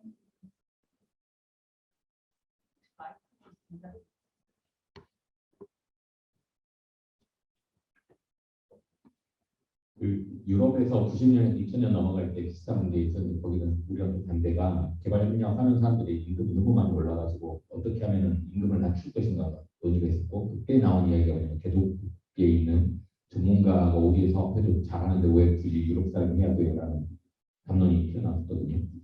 그때 당시 그분들의 임금이 올라갔던 계기는 개발협력에서 쌓은 역량이라는 게 사실 그 다양한 곳에 쓰일 수가 실제로 있다고 저는 생각해요. 외국어도 잘하시고 현장에 대한 경험도 있고 또 일단 어려운 환경 속에서 그러니까 그 한국과 다른 환경 속에서 어떤 그 문제를 태스크를 해결해 봤던 소위 말하는 그런 정신력이라든가 이런 부분들이 있잖아요. 이런 부분이 이제 그 우리 산업에 대해서 아 저런 역량을 가진 사람들이 있구나 이게 좀 인식이 돼야 되는데 개발협력에 관련된 경력은 개발협력 분야 내에서만 소비가 되고 있고 아까 말씀드렸지만 바깥에서 이쪽으로 들어오려고 하는 통로도 사실 좀 좁고요. 반대로 우리가 밖으로 나가려고 하는 그 통로도 좀 좁은 부분이 있어요. 그러니까 개발협력 내에서 포인트가 정책 만들어서 임금 올리고 좋은 일자리 만드는 한계가 분명히 있다고 저는 생각하고요. 결국 시장 전체에서 우리가 하는 일이 저런 역량을 가진 사람 청년들이 있어서 이게 자꾸 알려져 널리 공유가 돼야 돼요. 그런 작업들을 하는 어떤 정책이나 그런 작업을 하는 부서 같은 걸 만들어야 된다고 생각합니다. 감사드립니다. 네, 그러면은 제가 좀 잠깐 라오스 사업에 거버넌스와 젠더가 들어가게 된 계기와 저희가 구상했던 거를 잠깐 말씀드리면서 이미 뭐 발제자분들과 토론자분들께서 너무 다양한 말씀 주셨고 저희가 지금 이거 1시간 반 만에 다룰 수 있는 문제가 사실 아니지 않습니까? 그래서 또 차후에 이런 수업 세션들을 다른 학회에서든 뭐 구성을 하면서 좀 더 심도 깊은 토론을 하기로 하고요. 라오스 사업 같은 경우에 사실 물 사업이라든지 제가 기존에 해왔던 게 제가 물 관련 공학을 전공했다거나 그런 쪽 실무를 하진 않았지만 그쪽 관련돼서 사업을 기획하거나 어드보커시를 하거나 이런 것들을 10수년을 하다 보니 관련된 특화 사업을 연계해서 기획하게 됐고 근데 그 와중에 특히 한국의 개발협력 사업 같은 경우에 인프라가 들어가는 사업 그리고 이제 물의 경우에는 보통 섹션으로 사업 컴포넌트로 만들어지는 게 마스터 플랜을 수립해준다거나 아니면 모니터링 시스템을 위한 전산 개발이 들어가고 소프트웨어 개발이 들어간다거나 혹은 이제 장치 셋업을 그쪽에 이제 스몰 모니터링이라든지 그런 기술적인 부분에 대한 하드웨어를 셋업해주는 부분 이렇게 3가지 정도로 정리가 될 수 있었는데 그런 부분이 약간 개발협력 사업이라는 것은 특수성을 가지고 지금 다 말씀 주셨지만 어떻게 하나를 위한 올인원으로 가능한 게 아니라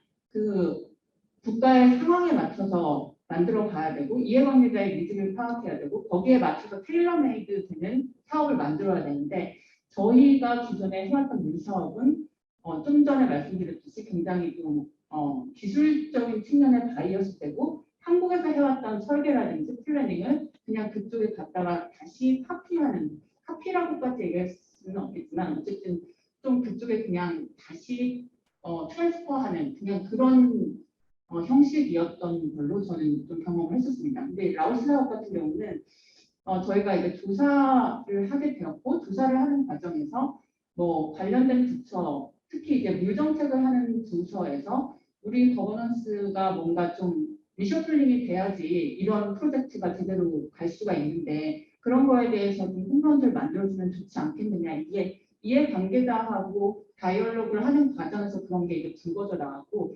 그 수요 조사에 의해서 저희가 코이카에 제안을 하면서 거버넌스를 하나의 컴포넌트로 넣게 되었고 그리고 이제 젠더 같은 경우에 저희가 지금 계속 이 세션에서 얘기해왔듯이 반드시 짚고 넘어가야 되는 그 이슈이고 그런 부분을 특히 이제 물 관리에 의해 가지고 그 의사결정이든 지역사회든 어떤 여성이 물 관리 부분에서 되게 많은 롤을 차지하고 있는데 소외된 부분 그런 부분들을 어떻게 집어넣을 수가 있을지 그런 것들을 저희가 좀 이 사업에서 해보겠다라는 측면으로 저희가 제안을 하게 되었고 그리고 이제 거버넌스 같은 경우에 지금 저희가 국가물관리위원회라는 하나의 이니셔티브 국가 단위에서 만들 수 있는 물관리의 이니셔티브를 만들면서 뭔가 이제 시스템을 만들어가고 있는데 저희가 그런 시스템을 옵저베이션 하면서 라오스의 사업에서도 그런 부분들을 어느 정도 좀 실험해 볼 수 있지 않을까 그런 생각에 의거를 해서 뭐 한국에서 가고 있는 뭐 중소유역 거버넌스라든지 이런 그 인스티튜션을 만들어가고 있는 그런 부분을 실험을 5개년의 사업을 5개년의 그런 장기 사업을 할 수 있으니까 한번 해보자라는 생각으로 이제 집어넣게 됐습니다. 네, 그게 이제 만들어진 컨셉이고요. 근데 이제 거버넌스라는 것이 이렇게 그러니까 ODA 일자리도 마찬가지지만 이론적인 부분이 있고 이걸 프랙티스하는 건 또 다른 측면이기 때문에 저희가 이걸 그러니까 사업을 수행하는 과정에서 만들어지는 여러 가지의 질문들이나 아니면 시행착오라든지 그런 것들에서 만들어지는 레슨들을 잘 좀 그 집대성을 해가지고 다른 물 사업을 하거나 혹은 다른 인프라 사업을 들어가거나 혹은 이제 거버넌스와 관련돼서 뭔가 리키지를 만들 수 있을 때 그런 부분을 좀 사용해서 쓸 수 있는 그런 케이스 스터디를 만들어 보고자 합니다. 네, 그게 저희가 말씀드릴 수 있는 부분인 것 같고요. 네, 그동안 지금 1시간 반 정도 감사드리고 이성범 대표님도 감사드리고요. 저희가 차악이 다른 또 자리가 만들어지면은 또 초대를 드리도록 하겠습니다. 네, 모두 감사드립니다.